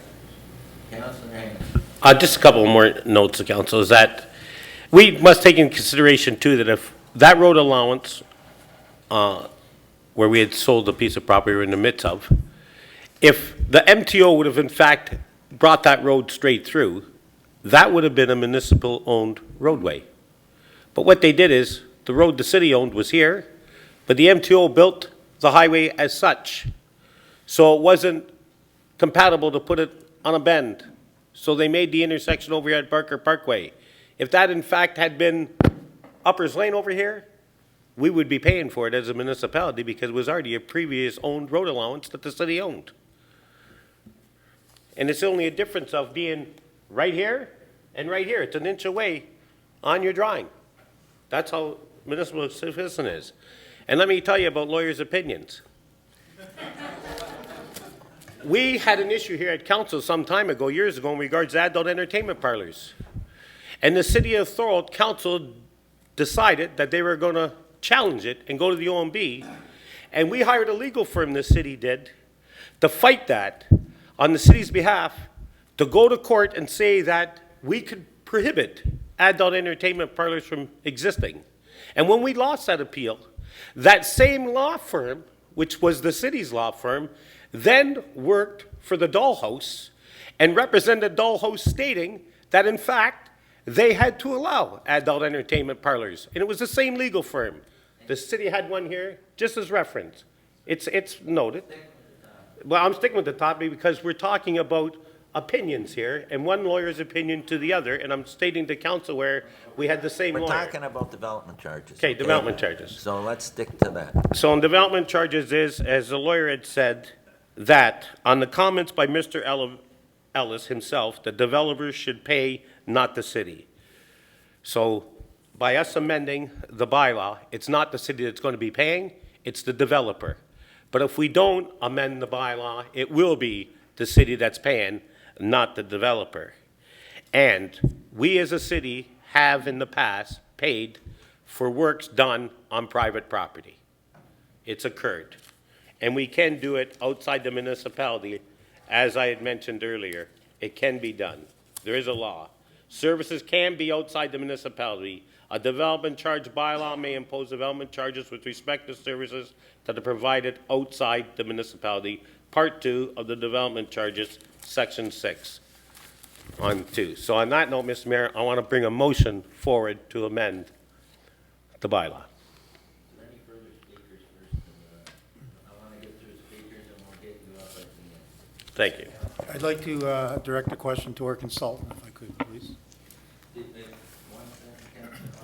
you want to add something? Through Mr. Mayor, I was going to ask council if they would listen to what the consultant had to say. So thank you, Councillor Longo. And I could read that, so that's why I'm asking the consultant to come up. So I could tell there was something you wanted to add. If you could, please. Yes, through you, Mr. Mayor. I think what the discussion is whether the service is eligible, is an eligible DC item. I hear you saying we can have services outside the municipality. Absolutely. You can, Peel, York Region purchases water off of Peel Region because Peel has access to Lake Ontario. So they purchase water supply. So they can go outside the boundaries in order to provide the service. So there's no argument with that. I think the discussion that's here right now is there's provincial services. The question is, should we be DCing regional works? And the same question is, should we be DCing provincial works? And I think that's the discussion. And if we went to the OMB, the discussion is really going to be, is this a city DCable item? And the question is DCable item.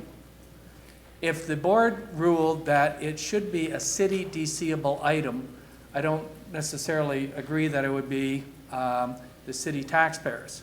We would then have a direction from the board that says, look, this is an eligible DC item, and then we would amend the bylaw and include it.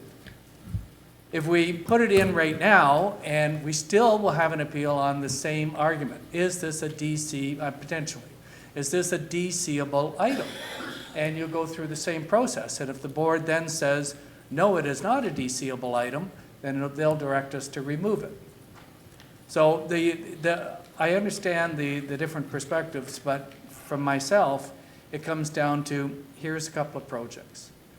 The province has said to the developer, these are ones that you require. So it's, in essence, a pass-through from the province to the developer. And then the question then becomes, is it a DCable item for the city or not? And I think that's the question. And I don't believe it's, if the board says, yes, it is a DCable item, we're not going to put it onto property taxes. We will amend the bylaw with your indulgence, your direction, to include the totality of what we can include from that. Councillor Longo. Thank you, Mr. Mayor. So when you say amend the bylaw, when we amend the bylaw, can we amend the development charge rate? That's correct. So it's not set in stone? No, the board can't direct you to increase it, but I think the way the case will be stated, and I'm not going to stand on the feet of the lawyers because we got enough legal opinions. From my perspective, I think the argument will be, is this a DCable item? If the board says yes, it is, you can easily amend the bylaw to increase the charge. And we've got the support of a board member that's saying, yes, it should be. And if we do it within a year, if the decision was in a year, we could have that adjustment made within roughly 2 months. If it's outside of the year, we got to do a little bit more, it would take 3 months. But it could be quickly addressed and adjusted, and I would then say your appeal is minimized from many others because we have a board direction. So in effect, in your opinion, we could have, with no offense to anybody sitting around the circle here, people with much more experience in development charges make this decision for us, and it wouldn't restrict the development charge amount. If it went to appeal, we wouldn't be stuck with a development charge of, let's say, $13,000. We could bump it to $16,000 if deemed necessary. Yes. So the board deemed that it was a DC eligible project. We would then amend the bylaw to include it, and you'd go from $13,000 to $16,000. Thank you for that.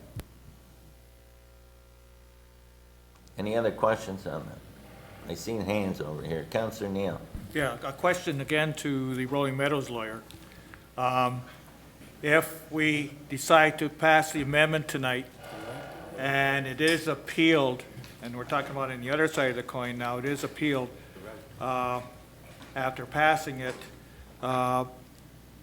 just clarification, is the Rolling Meadows developer going to pay for the appeal? Through you, Mr. Mayor, as mentioned in my presentation, if the appeal of your DC bylaw relates to these 3 items that we're asking to be included in, and you amend to include those, yes, Rolling Meadows will fund that appeal. If I could, Mr. Mayor, my experience at LPAT, we can't get a pre-hearing within a year. 1 year's not ever going to happen. You're going to be a very long time. And with what the province has done in terms of changing from OMB to LPAT and now essentially going back to LPAT, it's going to be a very long time before appeals get heard in this province. Anyone here? Go ahead, Councillor Sentence. Thank you, Mr. Mayor. Through you to the appropriate staff member. I'm just not quite getting a clear understanding of one thing. Is it, and I'm not trying to be confrontational or anything, is it possible if he appeals this bylaw and wins, is it possible that the city of Thorold pays this, has to come up with that amount, or are you telling me the province does? Like, is there any chance that we're going to have to? Through you, Mr. Mayor, I believe what the consultant has indicated, and they can correct me if I'm wrong, is that no, the city would not have to pay for it, but we would amend the development charge bylaw, and the developers would have to pay. So it would not be coming from the city taxpayers. Anyone else? Councillor Hanley? Thank you, Mr. Mayor. I'm asking a motion to amend, seeing that Mr. Gordon or Rolling Meadows would pay for an appeal if any other developer wished to appeal this decision tonight. And in all fairness, I feel to what we're spending in other developments. And, you know, we got legal opinions here for and against. And on that note, I'm asking that a motion to amend page 5 to 17 of the development charge background study, infrastructure costs included in the development charges calculation, service roads is amended to include the following: Barker Parkway Roadworks, Upper Lane Highway 20, $1,950,000, Roundabout Parkway and Highway 20, $2 million, and signalization Barker Parkway and Highway 58, $1 million. And that Watson Associates economists who done the report be directed to amend Table 6-3 of the Development Charge Background Study, Development Charge Calculation, and Schedule B of the proposed City of Thorold Development Charge Bylaw 46, 2019, and citywide residential, non-residential development charges in accordance with the above noted amendments. I'm looking for a seconder. Nella? You don't need a seconder. Don't need a General. seconder on this? Speakers to the motion. Are you speaking to the motion? I was going to ask, can we have a recorded vote? I'm just not sure. Well, we're having if that's speakers good. to the motion right Okay. now. Okay. Speakers to the motion that's on the floor. Councillor Neal. If we pass this amendment and the $3,000 increase on a property, in our particular area, I don't think that's going to be a drop in the bucket as far as somebody that's purchasing a property in Thorold compared to purchasing a property in St. Catharines or Niagara Falls or anywhere else in the region. So I don't think the cost being put on the new people that are coming into this community or new commercial or industrial is going to make any difference in them wanting to come into our community. So please don't think that because we're increasing it by $3,000 that that's going to make any difference. Are there any other speakers? Councillor Longo. Thank you, Mr. Mayor. I'm actually not concerned about the increase in development charges because I don't think that's what we're here to try to solve, in my opinion. We're trying to do the right thing, which is we're being directed or guided by staff. We have what I think is a viable alternative here because it seems like the outcome would allow an authority to answer the question one way or the other, whether it's DC-related projects. And I don't feel comfortable one way or the other trying to determine that because I don't know what the answer is. I have two legal opinions. They're both confident that they're right. A developer who does a lot of great things in the community, I won't deny that, but I think from my personal perspective, we have to be educated and understand the process and do the right thing. And I think by just allowing it to go through the way it is, and by all means, Rolling Meadows will appeal it, and somebody will tell us what is proper. And once that's done, then we'll know what level development charges will be at. That's my feeling on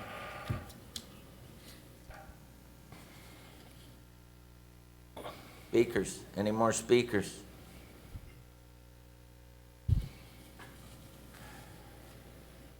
I have one concern here, and that's that when we tried to reach an agreement, there was 2 items that were talked about. Now there's 3 back on the paper. So I would ask that the first issue be struck in the motion. Mr. Mayor, I don't want to strike it, to tell you the truth, because if, as I mentioned, if the road that we had just looked at selling partial of, in fact, was situated about 250 feet to the west, it would be a municipal significant roadway. That would have been the entrance to Rolling Meadows, not Barker Parkway. And it's only because it happened to be on a curve, so I can't agree to it. Sorry. Councilor Neal. Maybe a question again to the Rolling Meadows developer is, would he be okay in striking that one particular project off in order to make a right, not a right decision, but a decision that would have council? I'll ask Callum to speak to that. The Barker Parkway. You're asking Barker Parkway, right, Mr. Mayor?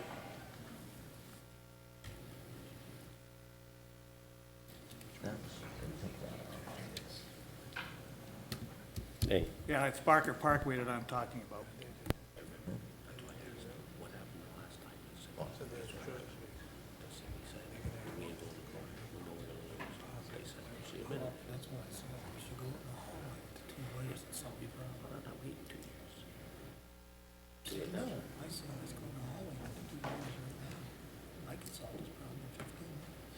Thank you, Mr. Mayor, for your indulgence. I did have to have a brief discussion with my client. The proposal that turned up in your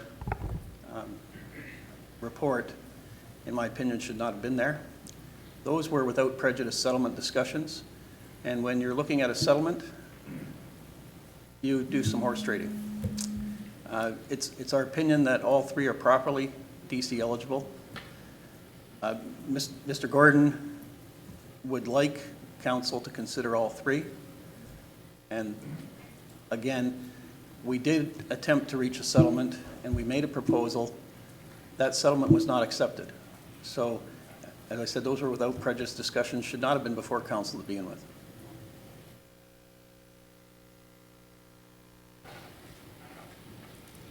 My motion remains as is, Mr. Mayor.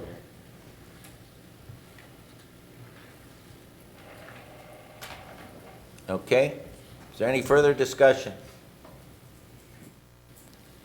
Okay, go ahead. Just on this amendment? Yes, we're just voting on the Because I amendment. still want to come back to another item. Thank you. That's correct. Go ahead to the city clerk. Through you, Mr. Mayor, I just spoke to the Director of Finance. If council increases the charge by more than $3,000, other developers do have a right to provide comment. So what would you be doing with regard to recommendation number 1 about no further public meetings are necessary? Because you would be increasing it by more than 3,000. And my other recommendation was to Councillor Hanley's amendment, that we would amend item number 5, recommendation number 5, that it be approved as amended and include your wording that you have provided, if you're okay with that.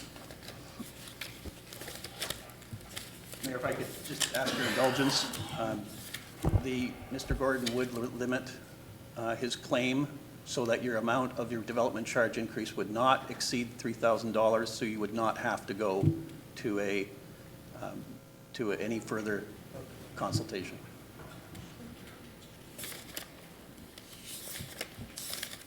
Yeah, you want to do that? Look at the discussion. Right? We're going to take a 5-minute recess.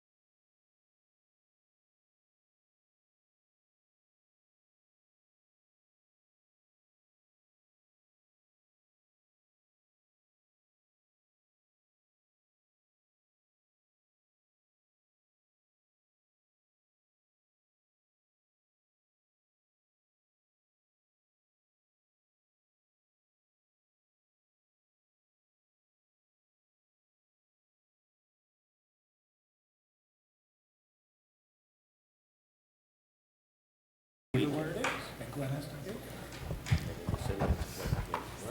to. I'll call the meeting back to order, and the first item will be to get clarification from Gary regarding public meetings.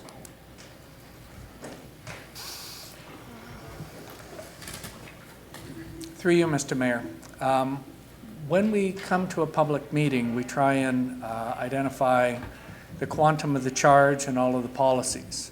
When we go through that process, there's the opportunity for the public to make representation about their issues and such, and it was brought up through that.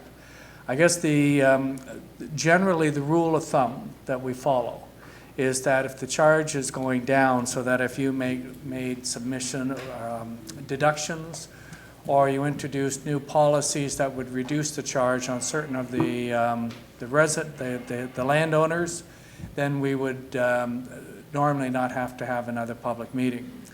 If the quantum is, right now the recommended quantum is going to go up, I don't know, something like $1,300. This would then say that the quantum is going up by $4,300.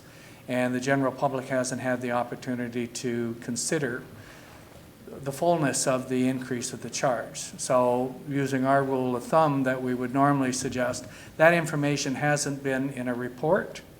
The quantum, $3,000, is only something that I've given you tonight. And I haven't said whether it's a little bit above or a little bit below. It's just a quick calculation that I've done. I would believe that to give the public the full opportunity, that you would probably want to have another public meeting. You don't have to. The quotes that are there say that you don't have to. I'm just not sure what the challenge means, because that quantum has not been out in the public realm for people to consider whether it's reasonable or not. So the second part may be a challenge, because the opportunity hasn't been there for the quantum. So the bylaw could be struck down or could be reduced just on that basis. So if you were to be the safest, the thing that I would recommend is pass the bylaw with the charge that's there right now, hold another public meeting, and I can do a quick addendum, hold another public meeting, which means advertise another 60 days, and then put the charge. You could have the public meeting and then pass the bylaw that night. So you would pass the bylaw right now to put the updated charge in place and to get the new bylaw in, and we would then amend it within 2 to 3 months. That would be my recommendation, which would be the safest to preserve the bylaw. My concern is that if you haven't followed a proper process and somebody comes to challenge you, they may strike down all or a portion of the bylaw. And now I got to hand it back to the lawyers, because I'm not a lawyer. I cannot respond on, case law in that particular case, this process. And I'm not a lawyer. But I do go by my rules of thumb of what we've had to deal with in the past and the guidance I've gotten from past solicitors. And is it not that we're supposed to have this bylaw in place by the end of the month? You could have the bylaw in place with the recommended quantum, and we would amend it. You direct us, we will amend it within 2 months. We have to put the amending report on the street, once again, for a minimum 60 days, and then you could adjust that bylaw in 60 days from now. You could amend it to increase the charge, but we would be going through a public process, so that, from my perspective, it would be the proper way to make that adjustment. And all we're saying is pass the bylaw right now and direct us to release an addendum report, hold another public meeting, and we can have that adjustment within 60 days. Councillor Hanley. He's right that we don't have to hold another bylaw. It's under a bylaw implementation public consultation process, 8-1-2, public meeting of council. If a proposed bylaw is changed following such a meeting, council must determine whether a further meeting under this section is necessary. It should be noted that council decisions once made about not requiring a further public meeting is final and not subject to review by a court or the local planning appeal tribunal, LPAT. So we can do that here right tonight. We don't need to have another public meeting. We've had the process. Everybody's had their opportunity to appeal it, so on and so forth. It's part of the municipal act, bylaw implementation, public consultation process. So we've already done it. We don't need to have another public meeting. And it's the decision of this council here tonight whether or not we do have another public meeting, not staff. Well, I'm a believer in being open and transparent, and one of the things we want to make sure is whatever we do is out in the public and open and transparent. And so I would definitely be in favor, if that passed, to have a public meeting. I have a motion on the floor, Mr. Mayor, that needs to be either approved or denied before we propose any other further motions. No, but we're debating whether we're going to have a public meeting if that passes. But I've already put the motion to the floor. And So what our consultants are asking us to do, we're going to pass the motion as amended. no, if we pass, it said. If we pass the motion as amended, that he's recommending that we have a public meeting 60 days or so in order to make sure the public is aware and can make comments. Is that correct? Through you, Mr. Mayor. You have to pass the bylaw because your existing bylaw is going to expire. So my suggestion is pass the bylaw as we have discussed. So basically the quantum goes up $1,300. Within 2 months, we'll amend it to increase it by the additional $3,000. But I'm suggesting, the quote is correct. My concern is if you go back to the development charge proposal, there's a whole process about having a report and having information to the public. And the conflict is, does just having that decision overrule the rest of the development charge process where we have to have the quantum and the calculations and some background out before the public before you make the decision? And that's the area that I can't comment on, but my rule of thumb and my understanding from other lawyers, and there's too many lawyers in the world in this particular case, but my understanding, the rule of thumb I've always gone by, if the quantum's going to go up, have the extra public meeting, so then you minimize the risk of it being struck down because we didn't follow proper process. Past that, I can't comment, but my suggestion is pass the bylaw. Within 60 days, I put the additional report to add the extra $3,000. So within 2 months, you have, if that's where the council wishes to go, then it would be, to me, a more secure process and a more transparent process. Councilor Neal. The consultant's asking us not to pass the amendment tonight, just that the bylaw has been brought forward. That's correct. And then within 2 months, we can, immediately I'll release the background study that you would direct, that would support the additional $3,000 charge, so it's in the public, and within 60 days of releasing that, you could have the public meeting and pass the amending bylaw. Councilor Hanlon. Why don't we just do my motion to amend and include it in what the consultant has said? Either way. So we include my amendment, subject to another public meeting, so that a consultation process can be taken and we can hear from the public. And if we need to pull back on my amendment, we do so, but the amendment's already in place. So we accept my amendment on the premise that we hold another public meeting so that comments can be made in regards to the amendment that this council may or may not pass tonight. I can't see nothing wrong with doing it that way. I'll do that as a friendly amendment to my amendment. Anybody else? My opinion is I don't like doing it that way. I prefer to do it that way, but if that's the way you want to keep your motion, so be it. I think the proper procedure would be as we were guided, but if that's the way you want to do it, then we'll vote on it as such. Is there anyone else want to speak on that? Okay. Call for the question, Mr. Call for the question. Recorded vote. I would like to request a recorded vote, please, Mr. Recorded vote. You ready?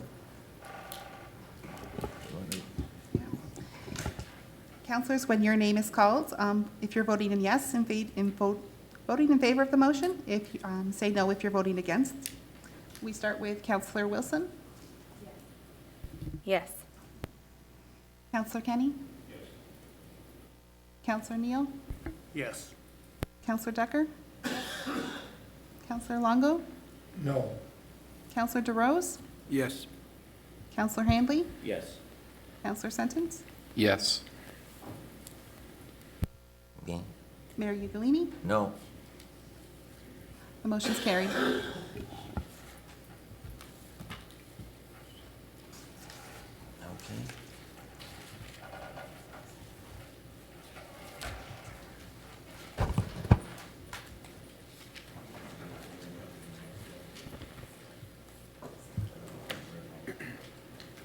Okay.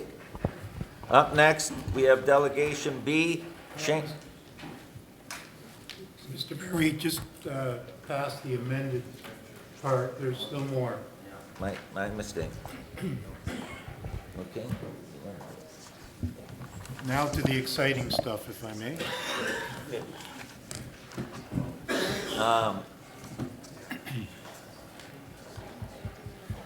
Yeah. Yeah.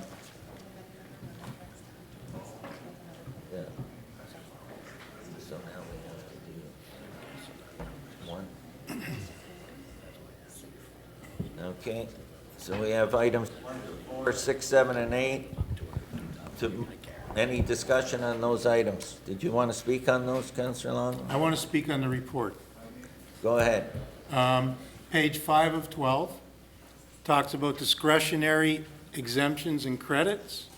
And we had this discussion, and I'm not quite sure what this says, so I want some clarification. And it's regarding Brock University, and I'd like staff to explain to me that are they exempt or not exempt from development charges if they build in the city of Thorold? Through you, Mr. Mayor, the Brock, we did approach Brock about the potential to remove the exemption. They countered back. We've included the letter, and what they're saying is that they feel that they are exempted automatically by way of their charter. So on that basis, we removed the exemption from the bylaw, and if and when they do build, we'll have to get a legal opinion at this point. But the intent of the bylaw was to remove this automatic exemption. Okay, We're so- not sure if they are or they aren't, but certainly from our standpoint, we removed that first step and took out the automatic exemption. Okay, that's what I wanted to clarify. So they need to prove whether they're not exempt. We haven't said they're exempt. Okay, thank you. Any other questions? Any other questions? Seeing none, I'll call the question on the remaining items. You want to name the items again? So we're voting on, under Section 12 of the Development Charges Act, items 1 through 4 and 6 through 8. No further discussion, I call the question. All those in favor? Opposed? Carried. Now we'll move on to Delegation B. Shane Weber, Robert Diallo, and Idolo Marandola, Director of Planning and Development Services Report, PDS 2019-10.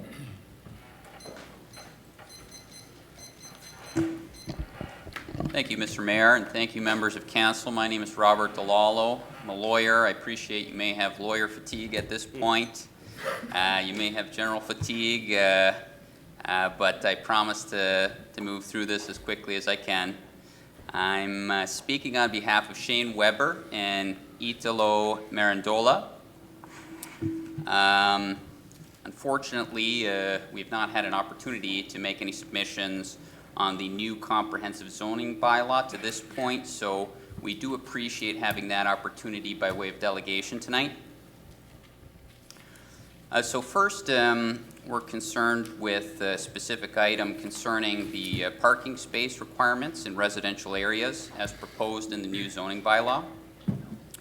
The new zoning bylaw requires 2 parking spaces per dwelling unit for single detached, semi-detached, and townhouse dwellings, where the existing zoning bylaw requires 1 parking space per dwelling unit.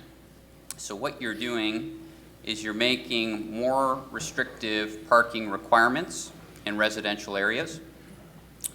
You're saying that more parking is required in residential areas than in our previous zoning bylaw.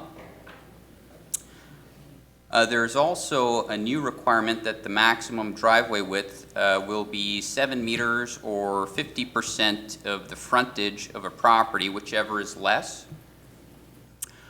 So for example, on a 40-foot lot, 50% of the frontage is approximately 6 meters, and that would be the maximum driveway width. So this is a more restrictive requirement than the old zoning requirement, which is 7.3 meters. So at the same time you're increasing the required parking spaces, you're decreasing the maximum driveway size where these additional parking spaces could be accommodated. So the consequence of each of these, and taken together, is that they will make it more difficult to develop property in residential areas, especially smaller properties. The purpose of the new comprehensive zoning bylaw is to implement recent provincial policies. However, in our view, the new zoning requirements that I mentioned do not respond to provincial direction for intensification through development, redevelopment, and infill. The new zoning requirements that I mentioned also do not respond to provincial direction for more compact built environments. Intensification is a key policy of the provincial policy statement and the growth plan for the Greater Golden Horseshoe.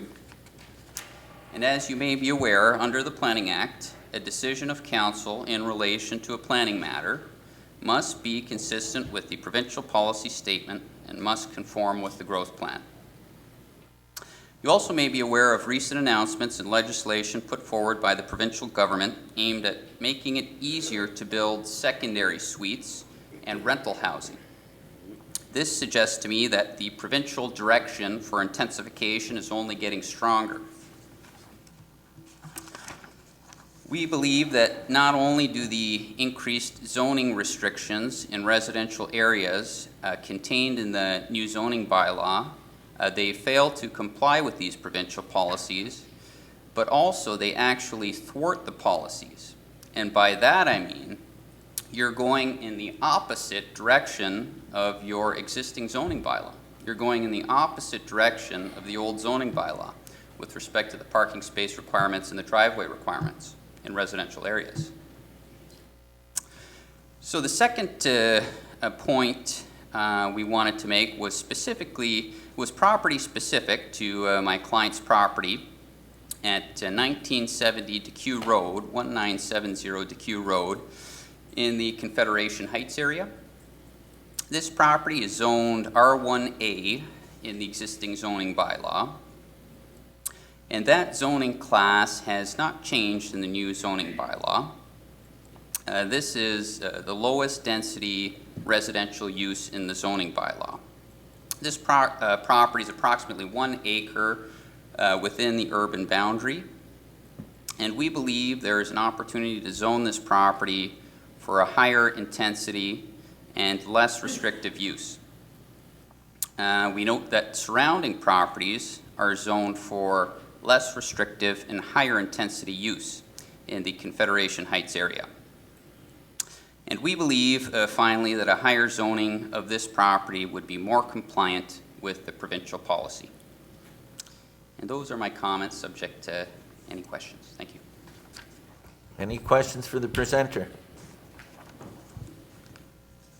Seeing none, I thank you very much for your presentation. Robert? Thank you, Mr. Mayor and council members.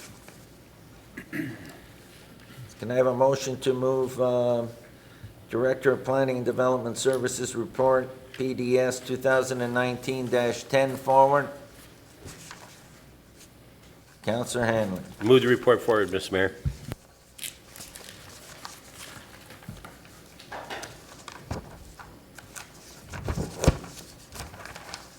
Okay, PDS 2019-10, Comprehensive Zoning Bylaw and Official Plan Amendment Recommendation Report. So I'll call on the Director of Planning Building, Tamara Tanis. Through you, Mr. Mayor, the recommendation is that Council receive the Planning and Development Services Report, PDS 10-2019, that Council approve the Comprehensive Zoning Bylaw for the City of Thorold, and that Council approve the City of Thorold Official Plan Amendment Number 6, and finally, that Council resolve pursuant to Section 34, subsection 10002 of the Planning Act, to permit applications for zoning bylaw amendments that meet the criteria described in Report PDS 10-2019 during the 2-year period after the zoning bylaw is approved. And that ends my recommendation. Thank you. Can I get a mover for the report? Counselor Neal.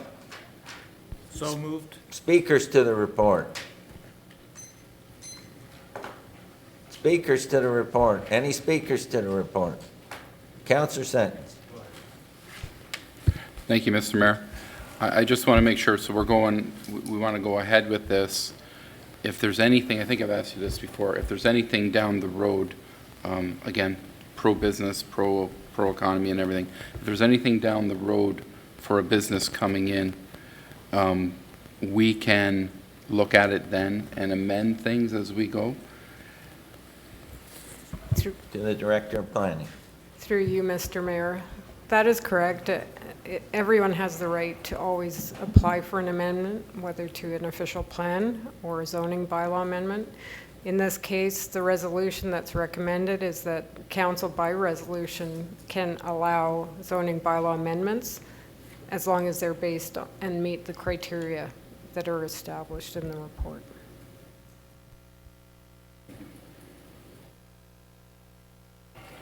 Any other speakers to the report? Councillor Kenny. Yes, sir. I'd like to pull talk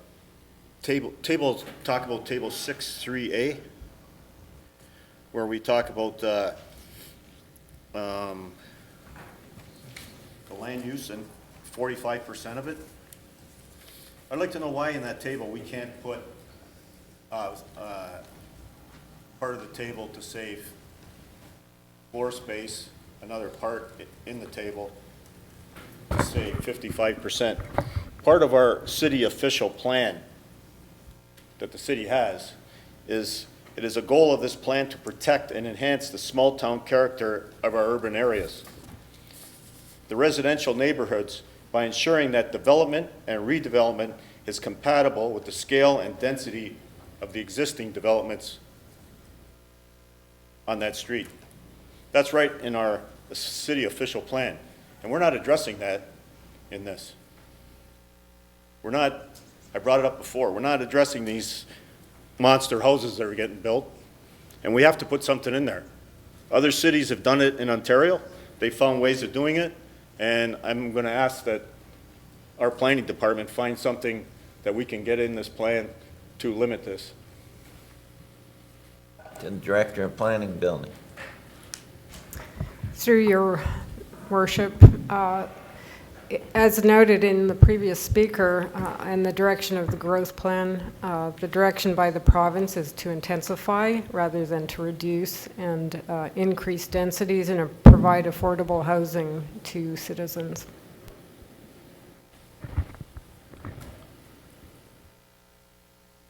By limiting the floor space of a home does not limit the density or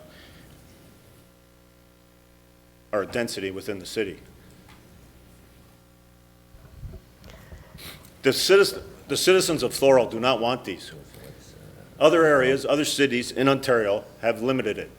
So we have to find a way, this council has to find a way. We've all been told by 99% of the residents that we have to limit this. So we have to find a way. And if we don't, we failed. We failed everybody that told us and talked to us.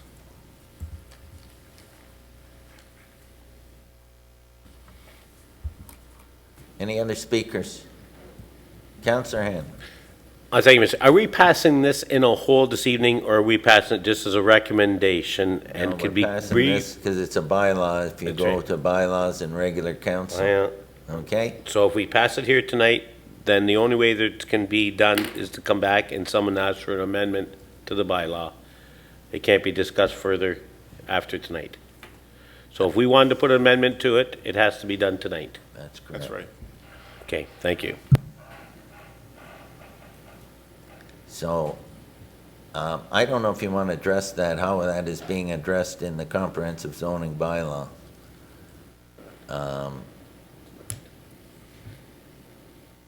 It's Councillor Kenny's concerns. Do you want to speak to how the comprehensive zoning bylaw is addressing any of those issues, or is there anything that you want to mention on that?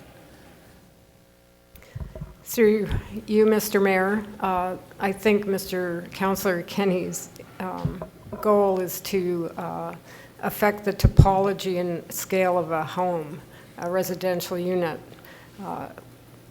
At this point, the rights of all residential property owners have rights to build, to restrict that size based on existing buildings that may not fit the full footprint that has been permitted by a zoning bylaw perhaps for decades, would require public input and engagement. It is not a street-by-street approach.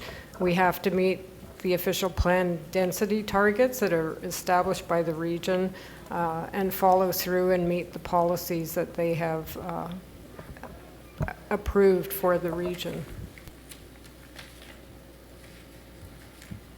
Councillor Sentence. Thank you, Mr. Mayor. Through you, I think what Councillor Kenny is trying to get through is not limiting people, not limiting their rights to build or what they can or what's legal or not legal is that maybe if where I live and somebody comes along and they put a permit in or request a permit to build and you put a 3-story house beside it or something like that, it's not conducive to, like it said, I don't have it in front of me, to the area, it's not conducive to the neighbors. And I'm all for developing and building and all of that, but to be able to say, you know what, wait a minute, this doesn't fit here necessarily to this spot.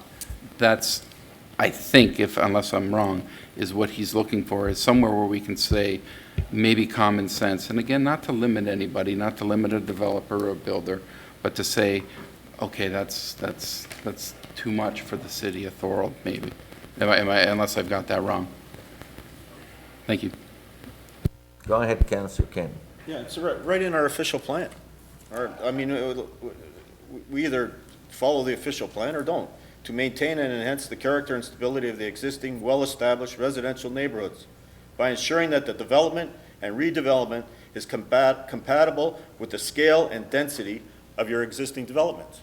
And these homes are not compatible. So we either put something in a bylaw or we change our official plan. Councillor, you can sit on this one. Pardon? You can sit. We're in general I'd committee. like to stand. Councillor Wilson. I have a question through you, Mr. Mayor. I believe when we spoke about this before, I was of the understanding that you did take that into account, the height of a home. So if I'm understanding Councillor Kenny properly, there are streets that I know of where there's a row of bungalows, let's say, and somebody puts a bungalow there, but it's a raised bungalow with cathedral ceilings, and it ends up looking as though it's like a story larger than the existing homes, even though it is not. So I do agree that that ends up looking funny, and if I were a homeowner next to that, I might not be very excited about that new development. So do we have something in place that stops that from happening? To the Director of Planning Building. Through you, Mr. Mayor, all R1 zones which allow single-family homes may be built to 2 stories in height. So that would not limit the shape of the roof slopes or otherwise. And in those R1 zones, historically have been built single-family 1-story homes, your bungalow, so that when infill occurs, and someone builds a two-story, people feel that it does not fit the character of the street, but it does meet zoning.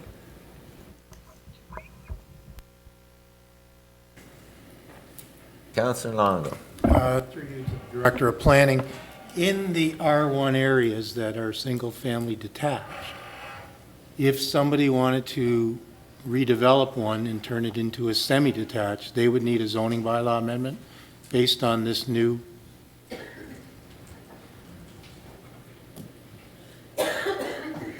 Manager of Planning, Denise, go ahead.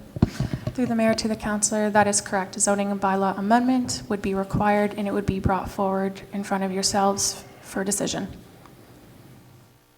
And our decision can be based on maintaining the character of the neighborhood? Through the mayor, yes. Okay, thank you. Councilor Neal. Yes, Mr. Mayor, another subject regarding this is the employment lands. Yes. We've had a number of developers and people wanting to develop in Thorold and bring jobs and taxes and everything like that. And from my perspective, in looking at what we're changing and what we're doing is, again, there's some legal non-conforming situations as part of it, but why do we not allow the more liberal part of that particular employment land to enjoy having a range of commercial, industrial, and office involved in it? And I'm just going to do the McClary property as just one example, but there's a number of examples. Is that we've decided to restrict it even further than what it was in our former bylaw. And I do not personally feel that we should be doing that. We should be approaching it in the fact that people will, or industry and commercial will come into Thorold to build if we have the proper zoning for that particular purpose. And I feel at the present moment the staff has not come to us with that. And we also have developers that want to expand and into our particular community, and they're being restricted on even that, and have to do it before we pass the bylaw tonight in some cases. From my perspective, I think staff should do some more homework. Councilor Kenny. To Councilor Neal's point, I'd like to, do I have to put a motion that the city defer consideration of the passage of the part of the comprehensive bylaw that affects the Okay, M2 wait. general industrial lands? One sec. Sorry? One sec. He's not deferring. No. What's your motion? Go ahead. What is your? To defer consideration of passage of that part of the comprehensive bylaw as it affects the M2 general industrial lands that So he Councilor Neal was talking about, south of Highway 58 and on the east side of Collier Road. So you can't put a deferral motion because you spoke to that motion, so someone else would have to bring that forward that hasn't spoken on that motion. That's just, I'll bring that forward. okay. Mayor Ugolini, Thank you. welcome. So you'll bring that forward. Do you have the motion? Yes. Okay. Do I have to stand? No. That the city defer the consideration of passage of that part of the comprehensive bylaw as it affects the M2 general industrial lands south of Highway 58 and on the east side of Collier Road. You have that. The Claris Trust. Do you have that?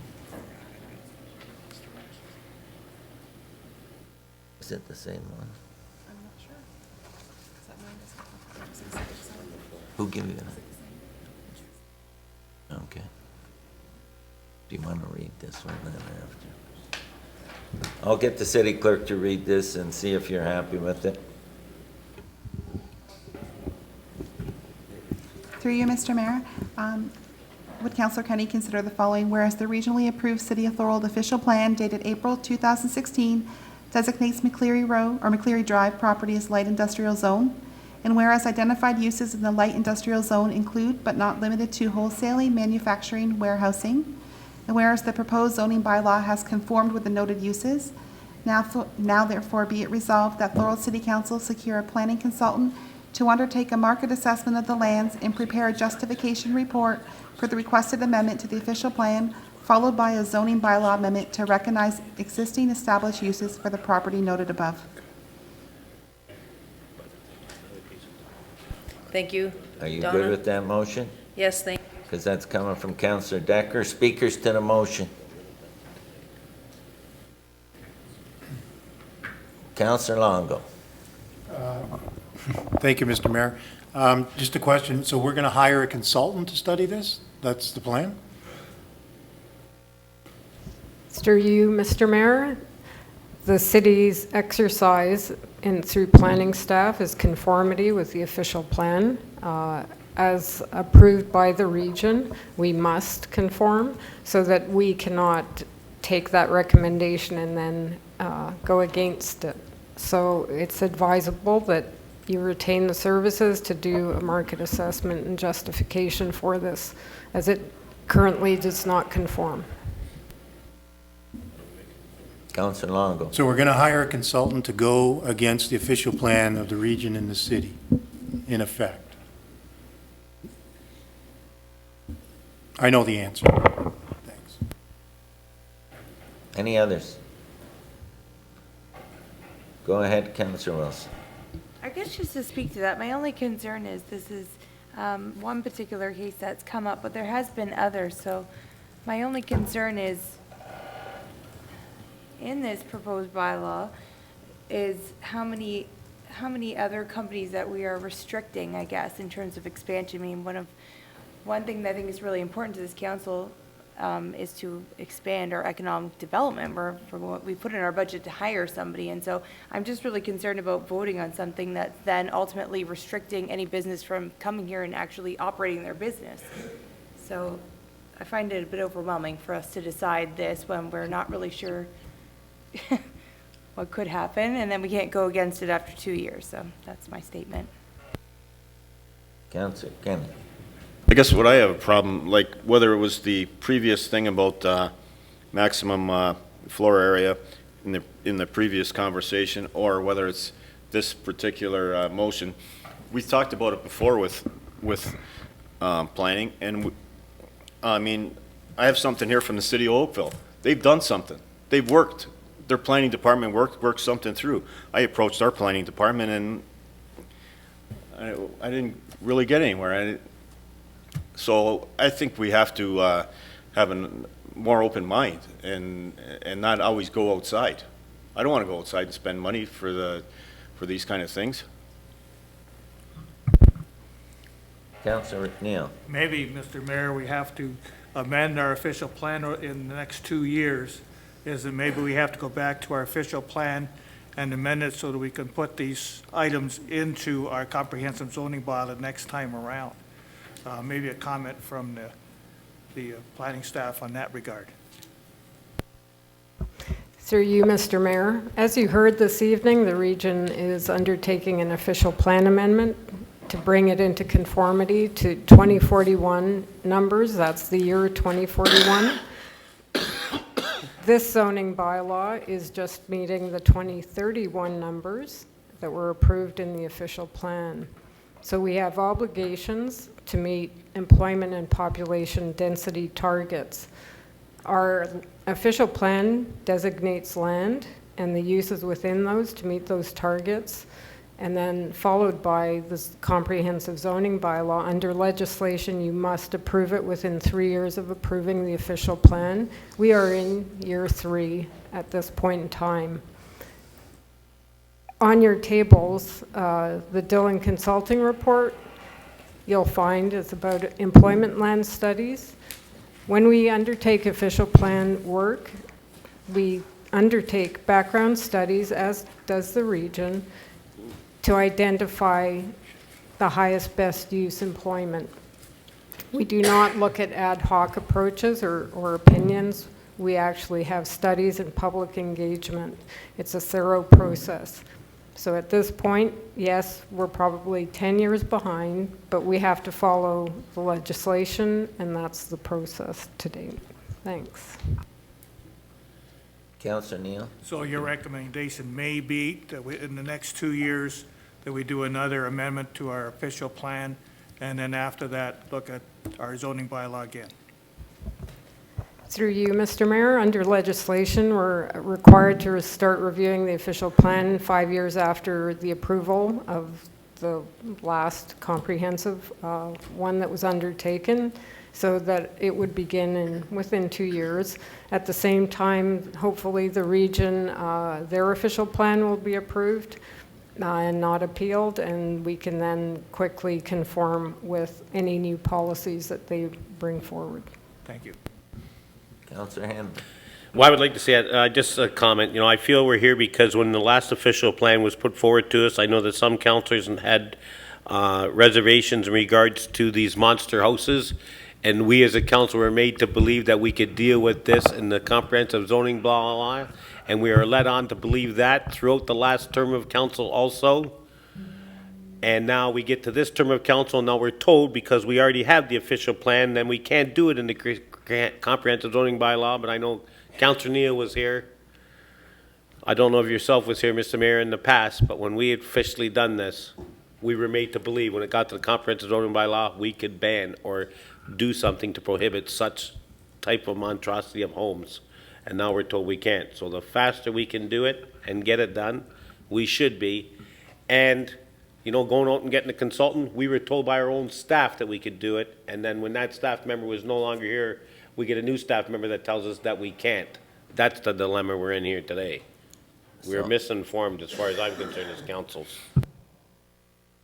Well, I'll just give you a couple points. Staff's been working diligently and extremely hard on resolving some of the issues leading up to the implementation of the zoning bylaw, and they've dealt with issues relating to Book Depot, Big Red Markets, the properties on Highway 20, and in relationship to the homes, we're guided by the official plan, and they did what they did within the confines of the comprehensive zoning bylaw to conform to the official plan. And one of the changes they made, which was addressed in a presentation tonight, is parking. The parking implementation's been on these homes has been increased, and that was one of the things that was spoke to in a presentation tonight, that that we're against that parking increase. So no matter what we do one way or the other, I'm going to tell you, you're going to please some people and you're not going to please some people. We have to do what we think's best for the community. But I can tell you, I get phone calls every day from people waiting for us to pass this bylaw so they can get their developments going. And then we get the same thing in the other direction. So we're here to do the best we can and follow the official plan and coincide with it with their comprehensive zoning bylaw. And these are not easy decisions. It's just like development charges. They're not easy decisions. They're complex, and no matter what you do, you're going to upset someone. But we do the best we can, and the important thing is you have to do your homework, you have to do your due diligence, and you come prepared, and we rely on staff to provide us information. And we make decisions based on those outcomes. So that's my 2 cents worth. Councillor Neal. Yeah, I look forward to working with staff, because our new staff are very good at their job. And I think moving forward, we can, the next 2 or 3 years, 4 years, that we can develop a official plan or amendments and a zoning bylaw changes that we might make in order to make it a better community. Mr. Mayor, I would move that we accept the bylaw as presented. Well, no, we have a motion on the floor first. We have a motion, and if you want to read it one more time before we move forward. Through you, Mr. Mayor, whereas the regional approved City of Thorold official plan dated April 2016 designates McCleary Drive property as light industrial zone, and whereas identified uses in the light industrial zone include but not limited to wholesaling, manufacturing, warehousing, whereas the proposed zoning bylaw has conformed with the noted uses, now therefore be it resolved that Thorold City Council secure a planning consultant to undertake a market assessment of the lands and prepare a justification report for the requested amendment to the official plan, followed by a zoning bylaw amendment to recognize existing established uses for the property noted above. Any speakers to that motion? Councillor Wilson. Thank you. Through you, Mr. Mayor, to the appropriate staff member. Is it typical for us to pay for a consultant to do this for a resident, or is it not their responsibility to do that homework rather than us putting that on the taxpayers' backs? Thank you. That is a decision through you, Mr. Mayor, of council. Staff is obligated to conform with the official plan. As noted in the employment study, the lands in question have been identified as industrial for the last 10 years. For staff to go counter to conformity would be unwise. Councillor Kenny. I think the money would be well spent getting a consultant's report. That industrial area that they're talking about, I don't see a whole lot of industry. I think we should look at that and see what the consultant comes through and see if there's anything else that can go in that area. It would be money well spent. Councillor Longo. Thank you, Mr. Mayor. Through you to the CAO. Could you give us a ballpark cost on what a consultant would cost to do a project like this? I know I'm putting you on the spot, but I think I'd like to know a dollar figure. Is it $100 or is it $40,000?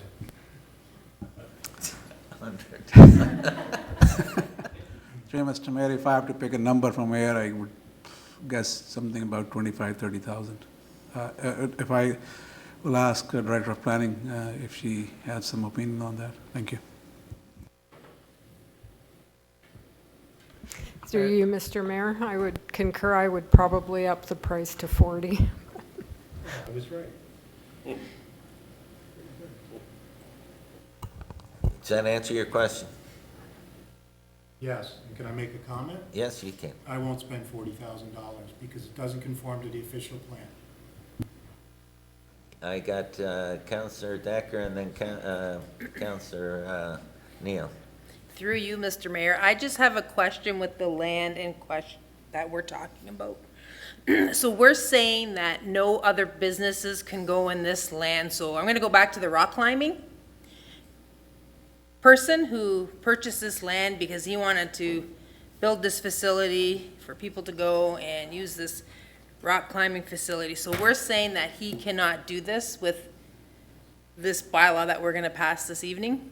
Or could he do it? Could he come and say, I want to do it, and we could say yes, but we'd have to make an amendment for him to do this? Can I just understand that more clearly? Thank you.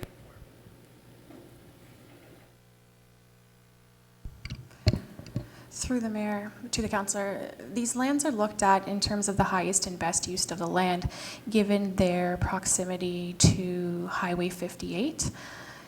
That type of use, the rock climbing, there is other zones within the zoning bylaw that would be more appropriate and fitting for such type of use.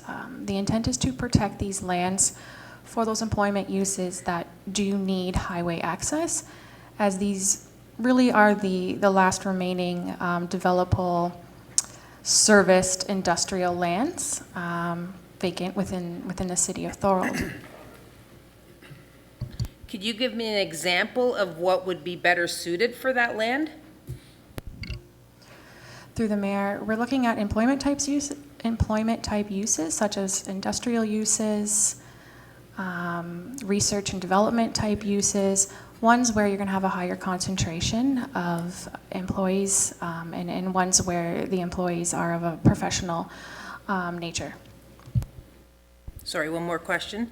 Have we had anyone interested in putting such a business on this land?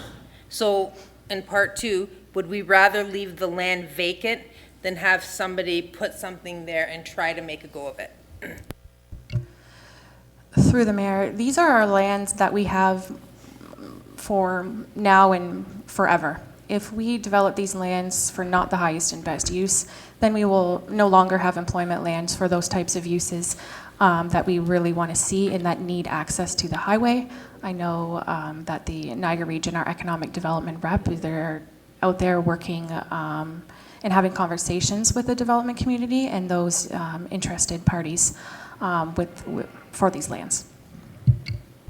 Thank you. Go ahead, Councillor Kenny. Yes, again, I say the money would be well spent, and I'll also say if we don't spend the money, that land 4 years from now when this council is up for re-election, that land will still be empty, okay? And the next council will be talking about it, because we have to get some help and find out what we can put in there, because nothing's going there. The land is sat there, and when we talk industry, come on, guys. Like, really? We need some help, and if it comes from a consultant, then so be it.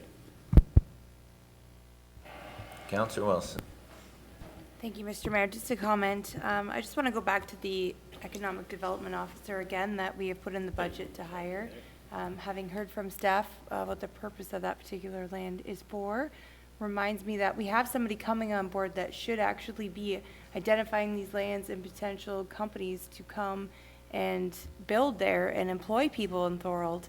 And that's a big deal for me. As I know most of us here have families and they hope for them, and all the people that are currently here and of working age need jobs in Thorold. And so it's unfortunate that, you know, I will vote against this because I do believe we need to leave that open for the possibility. Hopefully it will be available or not available in 4 years. I apologize not for supporting that, but I do think that there is industry that we can attract to Thorold, and if we don't have land to do that with, then we haven't done our job as a council. That's my comment. Thank you. Councillor Sentence. Yes, thank you, Mr. Mayor, through you. Again, when I was campaigning, when I was talking, we're all in the same team here. I understand we're not really arguing. We're talking about bringing jobs, bringing business. The province says open for business. Thorold, we don't seem to be open for business, so I'm trying to find a way with you, with everybody, to find somehow to be open for business for these places. My question would be maybe to you, Mr. Mayor, or to the appropriate staff, when we do hire the economic development officer, instead of spending $40,000 on a consultant, could this be one of his mandates, one of his jobs? Would he have that qualification to find this out for us? Yes. Thank you. And the Director of Planning Building. Through you, Mr. Mayor, absolutely. That would be one possible study an executive officer could do for council. So could we make a friendly amendment or add on to that, to the motion or amendment, to have this done, to go ahead with it, but have this done with the economic development officer when they come on board? To have it done in-house? Right. Is that palatable amendment? It's a friendly amendment? Do you accept it? Yeah, I agree with Ken Okay. and Victoria that we should utilize our Okay. economic development officer instead of the Okay. consultant. Thank you. So the motion would be amended by deleting number 1, where we reference hiring a planning consultant. That'll be done in-house by our economic development officer. Is that correct? We're already reaping benefits, see? Is everybody else good with that? Yes. Any further discussion on that amendment? Because we have to do the amendment first, okay? Seeing none, all those in favor of the amendment? We're voting on the amendment right now. Can you read it again? Do you want to, let's read it again so everybody's clear. Yeah.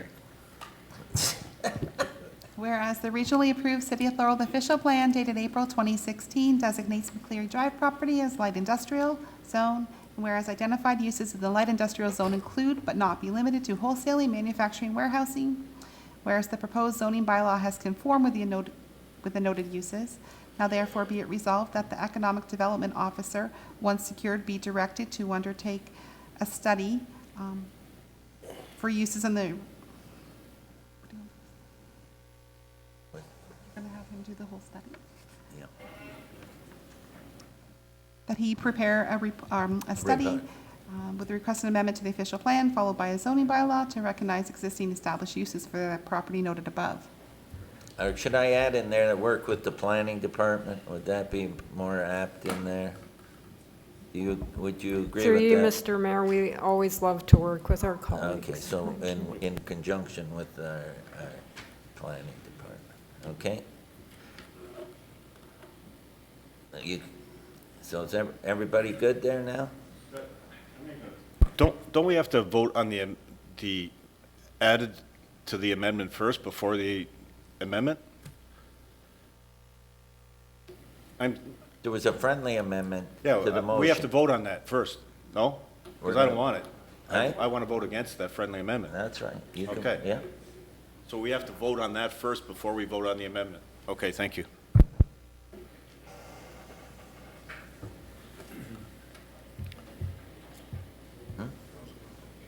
Councillor Longo. Thank you, Mr. Mayor. I need a bit of clarification. So we're going to hire an economic development officer. We're going to task him with coming back to council with a report. Working with our planning department. Working with our planning department, but bring a report back that goes against what planning has put together. They may not go He may against not. what planning has said. Okay.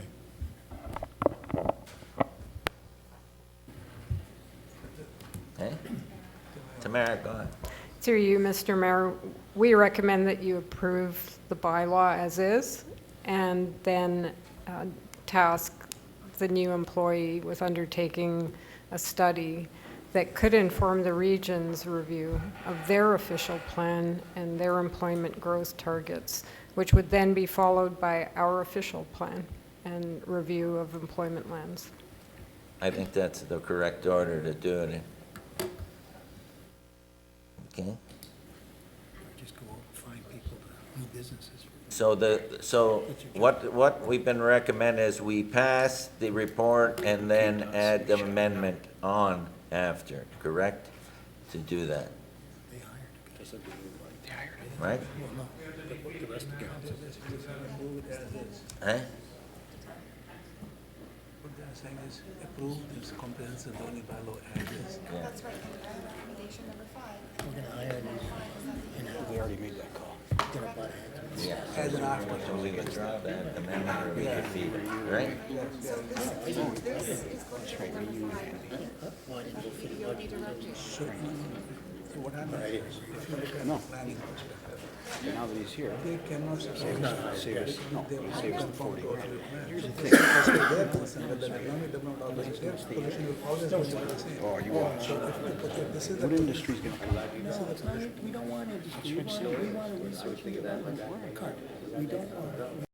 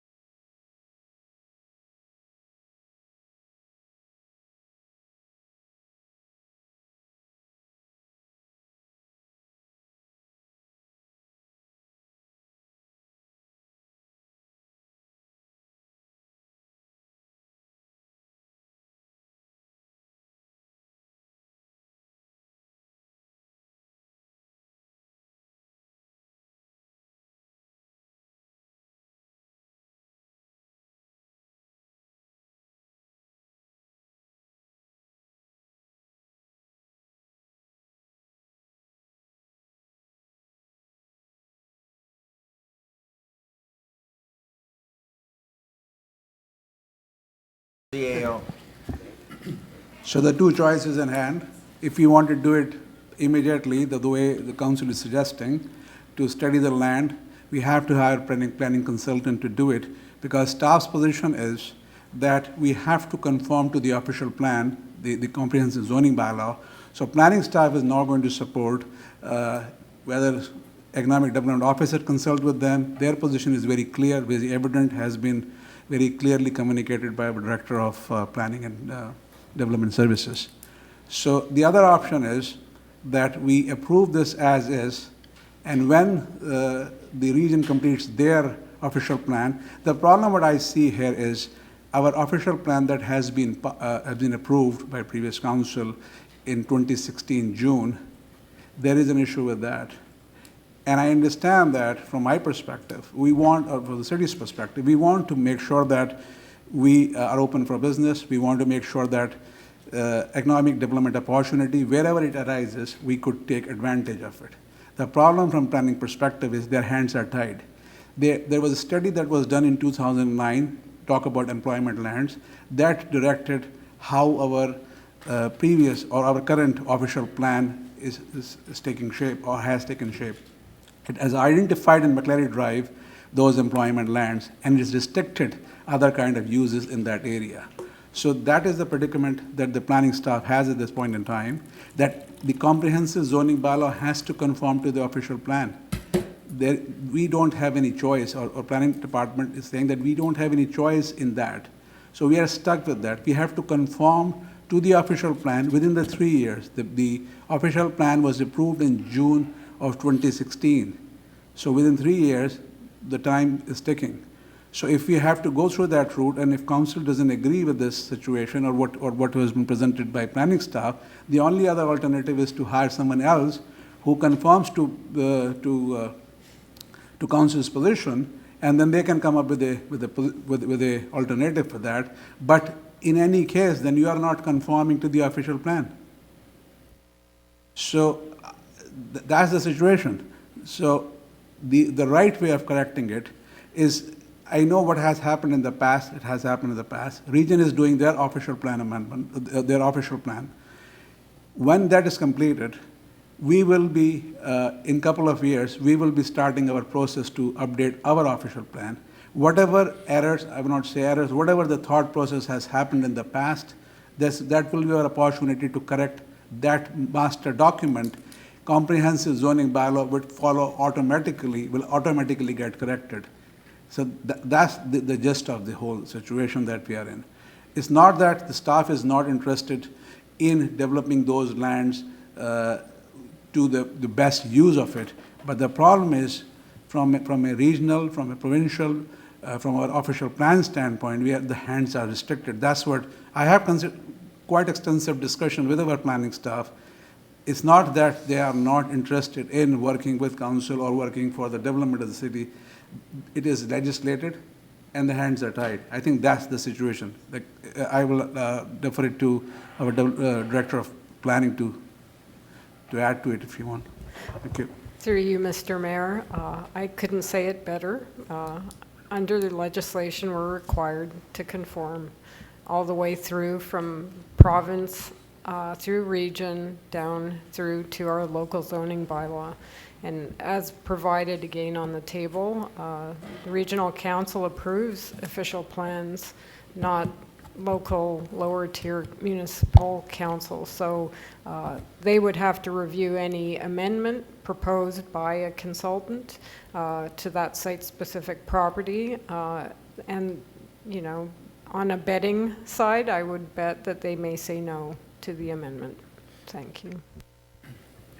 Did you want to speak? Yeah, I'd just like to speak. I'd like to say, I think my understanding is the reason that land hasn't been developed, a lot of it had to do with the interchanges off Highway 58. That job was just completed. There's a lot of other issues with that land over the years with different ownerships and so on that caused the land not to be developed. This council decided to spend $120,000 a year on an economic development officer. The land is ready to be developed. I say, let him do his job. Don't waste his time doing a report. Go find the jobs that conform to that land and fill it up. Work with the people who own it, find businesses and put them in there. Put the right kind of jobs in there. And no offense to some of the industries or jobs that want to go in there, but what they're looking for, my understanding, is they don't want a business that has 2 employees. They want a business that has multiple employees. They're looking for employment lands, and this land is valuable.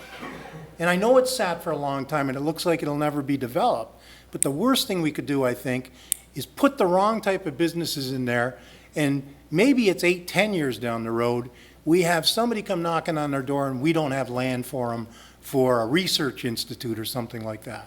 So I think we should just pass it. Pass it the way it is, get our economic development officer to work on July 2nd, and tell them to fill that place up with businesses. Go ahead to CAO. Through you, Mr. Mayor, I agree with what Councillor Longo has said. The major issue with that land not being developed was the MTO interchange. Because MTO has put the condition forward that the ramp has to be reconfigured before you can touch it. And that the cost of that upgradation would have costed at least $500,000, if not more. So it was becoming economically unviable for anyone to get that going. So now that has been taken care of, MTO has already done that. It is just a matter of time that we could get, the appropriate use for that land. Thank you. Councillor Kenny. I just have one question for the planners. The former Ontario paper property and the former Hayes Dana property, like, does the province say you have to have so much industrial land available for factories to go to? So because nobody's at the Hayes Dana and nobody's at Ontario paper right now, does that not open those lands up for that portion for the province to be happy with? And could we not get this land, which is more central to the city, opened up for something else? Just a question for you. Through you, Mr. Mayor, I could speculate on a personal opinion basis, but we rely on the studies that have been undertaken by specialists in the field, and we're obligated to have gone to the public with those studies and through council. And so at this point, our exercise under legislation is to conform. And as noted on the Dillon Consulting Report from 2009, they've identified this property as industrial. So we are just conforming with that study and those recommendations that are also based on the growth plan employment numbers and density targets that the Ministry of Finance issues through their schedules, and that the region then conforms with, and then followed by us. So it's all down the line. And those are different industrial, those are heavy industrial properties. They're not the same type of, it's totally different development lands. Councillor Sentence. Just one last question. So what you're saying, CAO, through you, Mr. Mayor, is that this land up until this point was not ready to be sold properly. Now it is ready to be sold properly. We can bring someone in and they can promote that, and we have everything in place now, because I agree with Councillor Kenny, like, it's barren land. If we don't fill that at the end of our term, not fill it, if we don't start filling it by the end of the term, we consider that a failure on our part to bring in some things into the city. I didn't know this part before, so it is ready now to be sold. Through you, Mr. Mayor, the major impediment to the development of that land is the condition that MTO had to reconfigure that interchange. That was the major. And the cost was quite extensive to do that change. That part is completed. There are several pieces of, several property owners in that whole McClary Drive area. And how it will take shape and how the lands will change hands, or the current owners are going to develop it, it's a business case for them. But the problem up till this point was that whosoever would have come first to develop there, MTO would have asked them to fix that interchange. And if you are not developing quite extensively, to have additional $500,000 plus to fix that interchange becomes cost prohibitive for you to develop.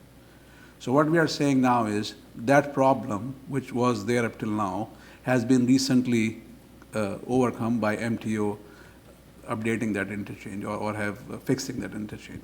The only thing that now my understanding is, what would remain is, whosoever is going to go and develop the land first has to bring a left turn lane going into the property.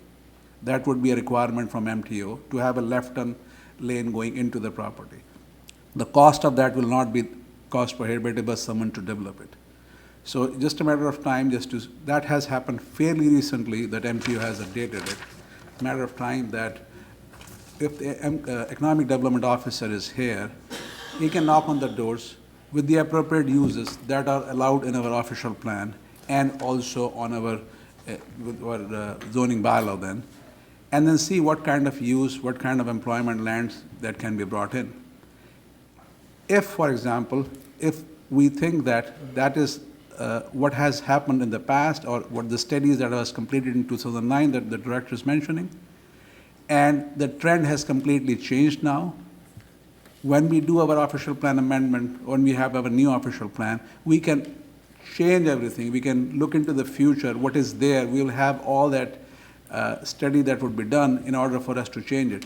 But the problem is that the data that has been collected in the past, the official plan that has been completed based on that data, we have to conform to that legislatively. So that's the dilemma. But moving forward, we are optimistic that now that the major impediment of this interchange is not there, it would certainly help to develop that land. Thank you. One question I have is, as the region's doing their plan and it comes forward and if they make recommendations that tweak things there, are we able to enact those at that time? Through you, Mr. Mayor, it's always advisable to act quickly and amend policies when they come forward through the region. So yes. Okay. Is there any further questions? So we have the amendment now. Are we pulling that amendment or are we voting on it? What? Is the amendment withdrawn or are we voting on it? I'd No. like to withdraw the amendment. The motion, you're withdrawing it as amended? Withdraw. Okay. Just a question on regarding the region's official plan. We're going to make comments on it, not just from a planning staff's point of view, but from council's point of view. When are we going to do that? Because it's coming forward quite quickly. Well, there'll be public input in public meetings. Okay, so Yes. we'll be Okay. on. Yeah. Okay, so the amendment and the motion to, the motion and the amendment have been withdrawn, so we're back to the original discussion report, and we're, as presented, okay? Councillor Hanley. Put a motion to the floor that we accept the recommendation As as presented. reported. Okay. So that motion, moved by Councillor Hanley, PDS 2019-10, moved as presented. Any further discussion on that motion? Councillor Kenny. I'll be voting against it because like I said earlier, I don't agree with these large homes that are going to be built. And I've been told by many people that they don't like it, and I can't support that. Okay. All those in favor?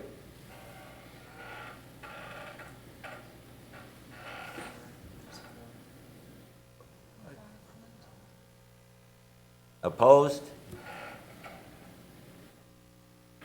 And I'm for, oh, you can put me as for, so. Okay? So what's the final? In favor? Yes, I'm in favor. The motion is carried, 6-3. Okay.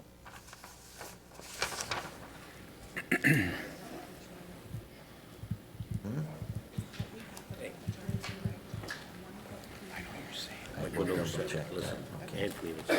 We got screwed in 2000. Okay, now we're gonna move back That way past the official plan. to consent reports. Call for reports to be brought forward from consent. Counselor Hanley. Call for reports to be brought forward from consent. Are there any reports to be brought forward from consent? Got Counselor Neal, yes. CC 219-29, and there's some letters within it. And- CC 2019-29? Yes. Anything else? Okay. So, can I have a motion to move all the consent reports with the exception of CC 2019-29, Counselor Longo? So moved. Any discussion? Hearing none, all those in favor? Opposed? Carried. Now we'll go to CC 2019-29, council correspondence for May 7th, 2019 meeting. Go ahead, Councilor Neal. Yeah, the parking, excuse me, the letter on the parking on Elmer Street. Yeah. I thought we changed it back to 2-hour parking. It doesn't state that in this particular letter. Is that what's going to happen? That's what's going to happen. In the letter, it doesn't state it because we were waiting. I was, if the Director of Public Works and Community Service, do you have a timeline? I know Sean's not here tonight, or can we get a timeline on when those signs will be installed? For the 2-hour parking on Albert Street and the changes to parking that we implemented, we have to change signage, so I know that there was signs, but Sean's not here, but we can get you that answer. Are you fine with that? But it has been passed that we are changing it? Yes, that's what Okay. I was under the impression that that's what happened, but according to the letter, they weren't aware of that. That's correct. The second one on that list is the NPCA appointing a citizen from this particular community.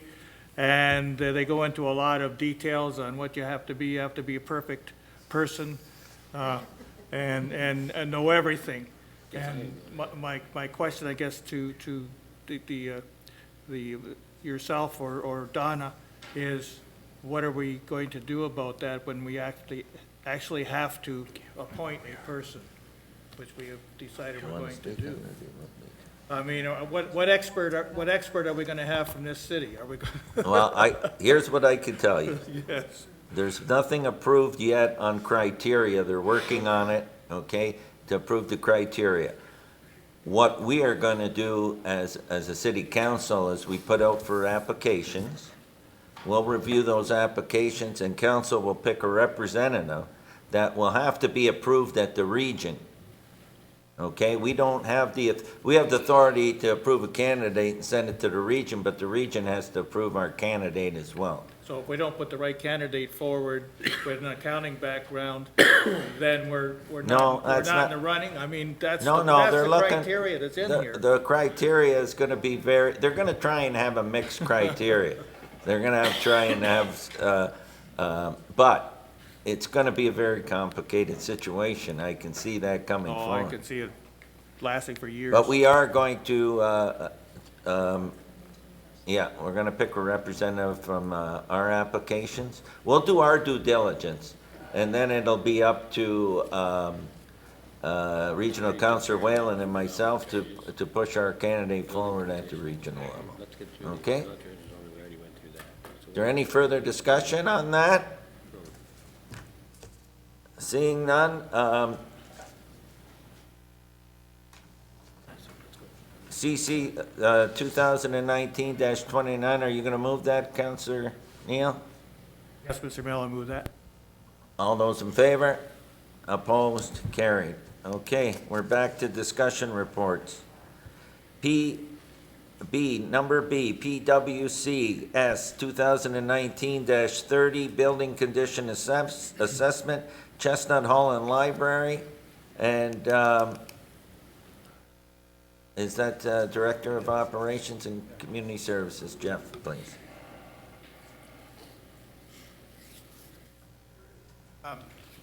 Mr. Mayor, the recommendation for this report is, number one, that funding approved in the 2019 capital budget for the storage and expansion of the library and museum services at Chestnut Hall, amount of $25,000, be repurposed to fund a building condition assessment and opinion of value, scope market value appraisal for the property at 14 Ormond Street North. Number two, that council approve the amendment of a contract with McIntosh Perry to undertake a building condition assessment of Chestnut Hall and Library at a cost of $5,550 plus HST. And three, that council approve the city's current real estate service provider to prepare an opinion of value for the property at 14 Ormond Street North at a cost of $3,500 plus tax. Finally, four, the mayor and clerk be authorized to execute the necessary agreements. Can I get a mover for the report? Counselor Neal. Speakers, so moved. Speakers to the report. Counselor Hanley. A question to you, Mr. Mayor, to the presenter, to Mr. Holman. The $3,500 opinion of value. What is an opinion of value? Is it? Mr. Mayor, so if we had asked for a full-blown appraisal, it's a more in-depth analysis of the value. I could probably defer to the clerk who makes arrangements with our service provider, but it's basically to tell us approximately what the market value might be if we were to put the property up for sale in the current market. And then that will help guide us to make a decision about whether we want to continue to invest in this property and upgrade it, or whether or not we want to look at perhaps some other location for the library. It's not intended to be a full-blown analysis that might take a couple of months. We're hoping that we can have something fairly soon. Thank you, Mr. Mayor. Thank you, Jeff. And Counselor Sentence. And then, I'm sorry, Counselor Neal first and then Counselor Sentence. Thank you, Mr. Mayor. Just on that particular point, are we going to take that part of the Chestnut Hall part of the project and get a value on it, and the library value in it, and then the total property? Are we going to separate those in case we want to separate out Chestnut Hall to sell it and not the library, for instance? Mr. Mayor, that might be one of the decisions, Councillor Neal. So at the moment, the property is one parcel. So if we, perhaps the existing library building is in fairly good shape, it's worth salvaging, but Chestnut Hall, we might want to separate that and maybe dispose of that, and that might be one of the ways. Can I suggest to put it in that number 3, that we separate out the two buildings to make sure we get a value on each? So you want to do Chestnut Hall, the library, and then one package as a whole? Exactly. So 3 options? 3 options. Is that in there? So we have it in here now, appraised as is, and if Chestnut Hall is severed. It's in the report right now. Okay, are you good with that? Okay. Any other questions on the report? I got Counselor Sentence. Yeah, thank you, Mr. Mayor, through you. Mr. Holman, I don't mean to be flippant about this. I don't know much about it. But the 3,500, is it more detailed than I would have someone come to my house and, I know it's a house, but come to a building and assess how much it's worth? Or am I missing something that it would cost $3,500 for an individual to come and say, it's worth this much? That's what, it just seems excessive to me. I don't know. Thank you.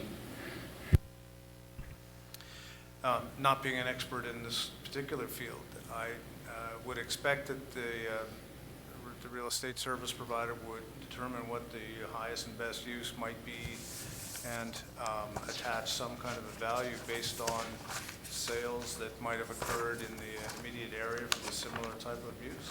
It involves a little bit of research and some investigation.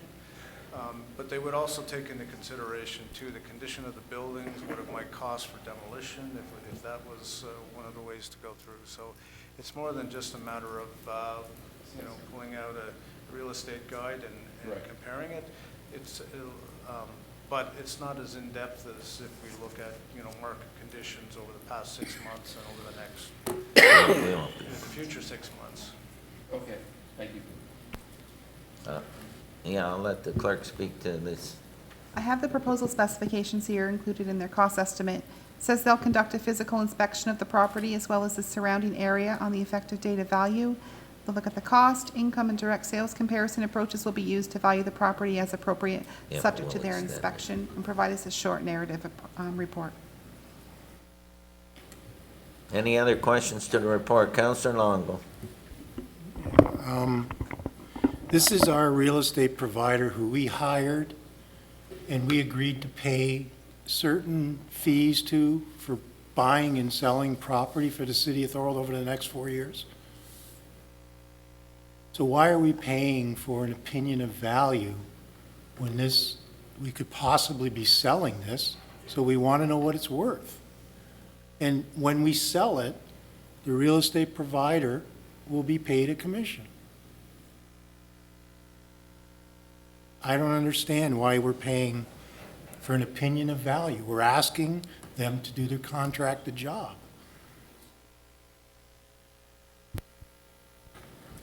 Does anyone want to speak to that? No, I got just from staff first. Did you have that? Well, We can check, well, we may decide we're not going to sell, in which case, there would be that expense. If we decide to sell, perhaps that would be something we would discuss regarding their commission. Can I make a comment? Well, just, That's part of the job. It's part of the job. When you're in sales, it's part of the job. There's many times you work and don't get paid. They have a promise from us to do all sales and all purchases for the next 4 years. 2. 2 years. It's part of the job. I'll turn that over to our Curtis, our manager. Yeah, thank you. Through you, Mr. Mayor. Absolutely, we can circle back with the real estate provider and double check on that. The purpose of having this value appraisal put to the property is the library is also undertaking a feasibility study. So this building condition assessment as well as the property value assessment will ultimately work hand in hand with giving council options of what to do with that property moving forward, and what the property is currently valued at and what repairs are required. So, but we can definitely circle back on the price tag on that. Councillor Longo. So I'd like to amend this if we could and remove item 3, or remove the cost to do it. And I guess if our real estate provider doesn't want to do it, then we can cross that bridge if we have to. Okay, so we'll remove that.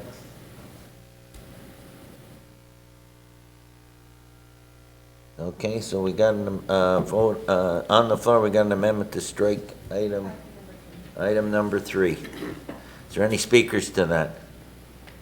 Go ahead, Councillor Wilson, to the amendment. I 100% agree with that amendment. I think there's several real estate agents that do this every day, and the other role, as Councillor Longo said, in sales. And so I find it really hard to believe that they would need $3,500 to decide how much the building is worth should it be sold currently. So I support that. Thank you. Any other speakers? Seeing none, I'll call the question. All those in favor? Opposed? Carried. Okay, any other speakers on the rest of the report? Seeing none, I call the question. Did you want to speak? I'll move the report. Okay, all those in favor? Opposed? Carried. We've got a little bit of business left, not much, so I need a motion to go past 10 o'clock. Fire, we got one issue. No, and then we got the bylaws, so I Okay. just need a motion to go past 10. Councillor Longo? Okay. All those in favor? Opposed? Carried. Okay. FES 2019-03, reapproval from 2018 for purchase of pickup truck. And I'll turn that over to our fire chief, Terry Dixon. Through you, Mr. Mayor, I'd like to recommend that the council approve the purchase of a 3/4-ton pickup truck that was in the 2018 capital budget for additional car 3 that was not purchased, and that be retendered for a 4x4 3/4-ton pickup truck. Number 2, that council approve the funding of $30,000 from the General Equipment Replacement Reserve for the additional car 3 for a new tender for the purchase of the pickup truck. Can I get a mover for the report? Counselor Sentence. Speakers to the report. Seeing none, I call the question. All those in favor? Opposed? Carried. Okay, we're going to move back into regular council. Motion to ratify recommendations from General Council. Counselor Sentence. General Committee, excuse me.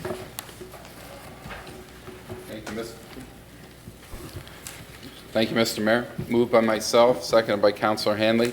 The council adopt those items approved by the General Committee on May 7th, 2019.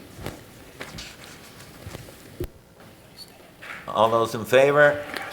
Opposed? Carried. Bylaws. First reading of bylaws. Councilor DeRose. Moved by myself, Mr. Mayor, seconded by Councilor Longo, that leave be given to introduce the following bylaws. Bylaw 56, 2019. Bylaw 57, 2019. Bylaw 58, 2019. Bylaw 59, 2019. Bylaw 60, 2019. Bylaw 61, 2019.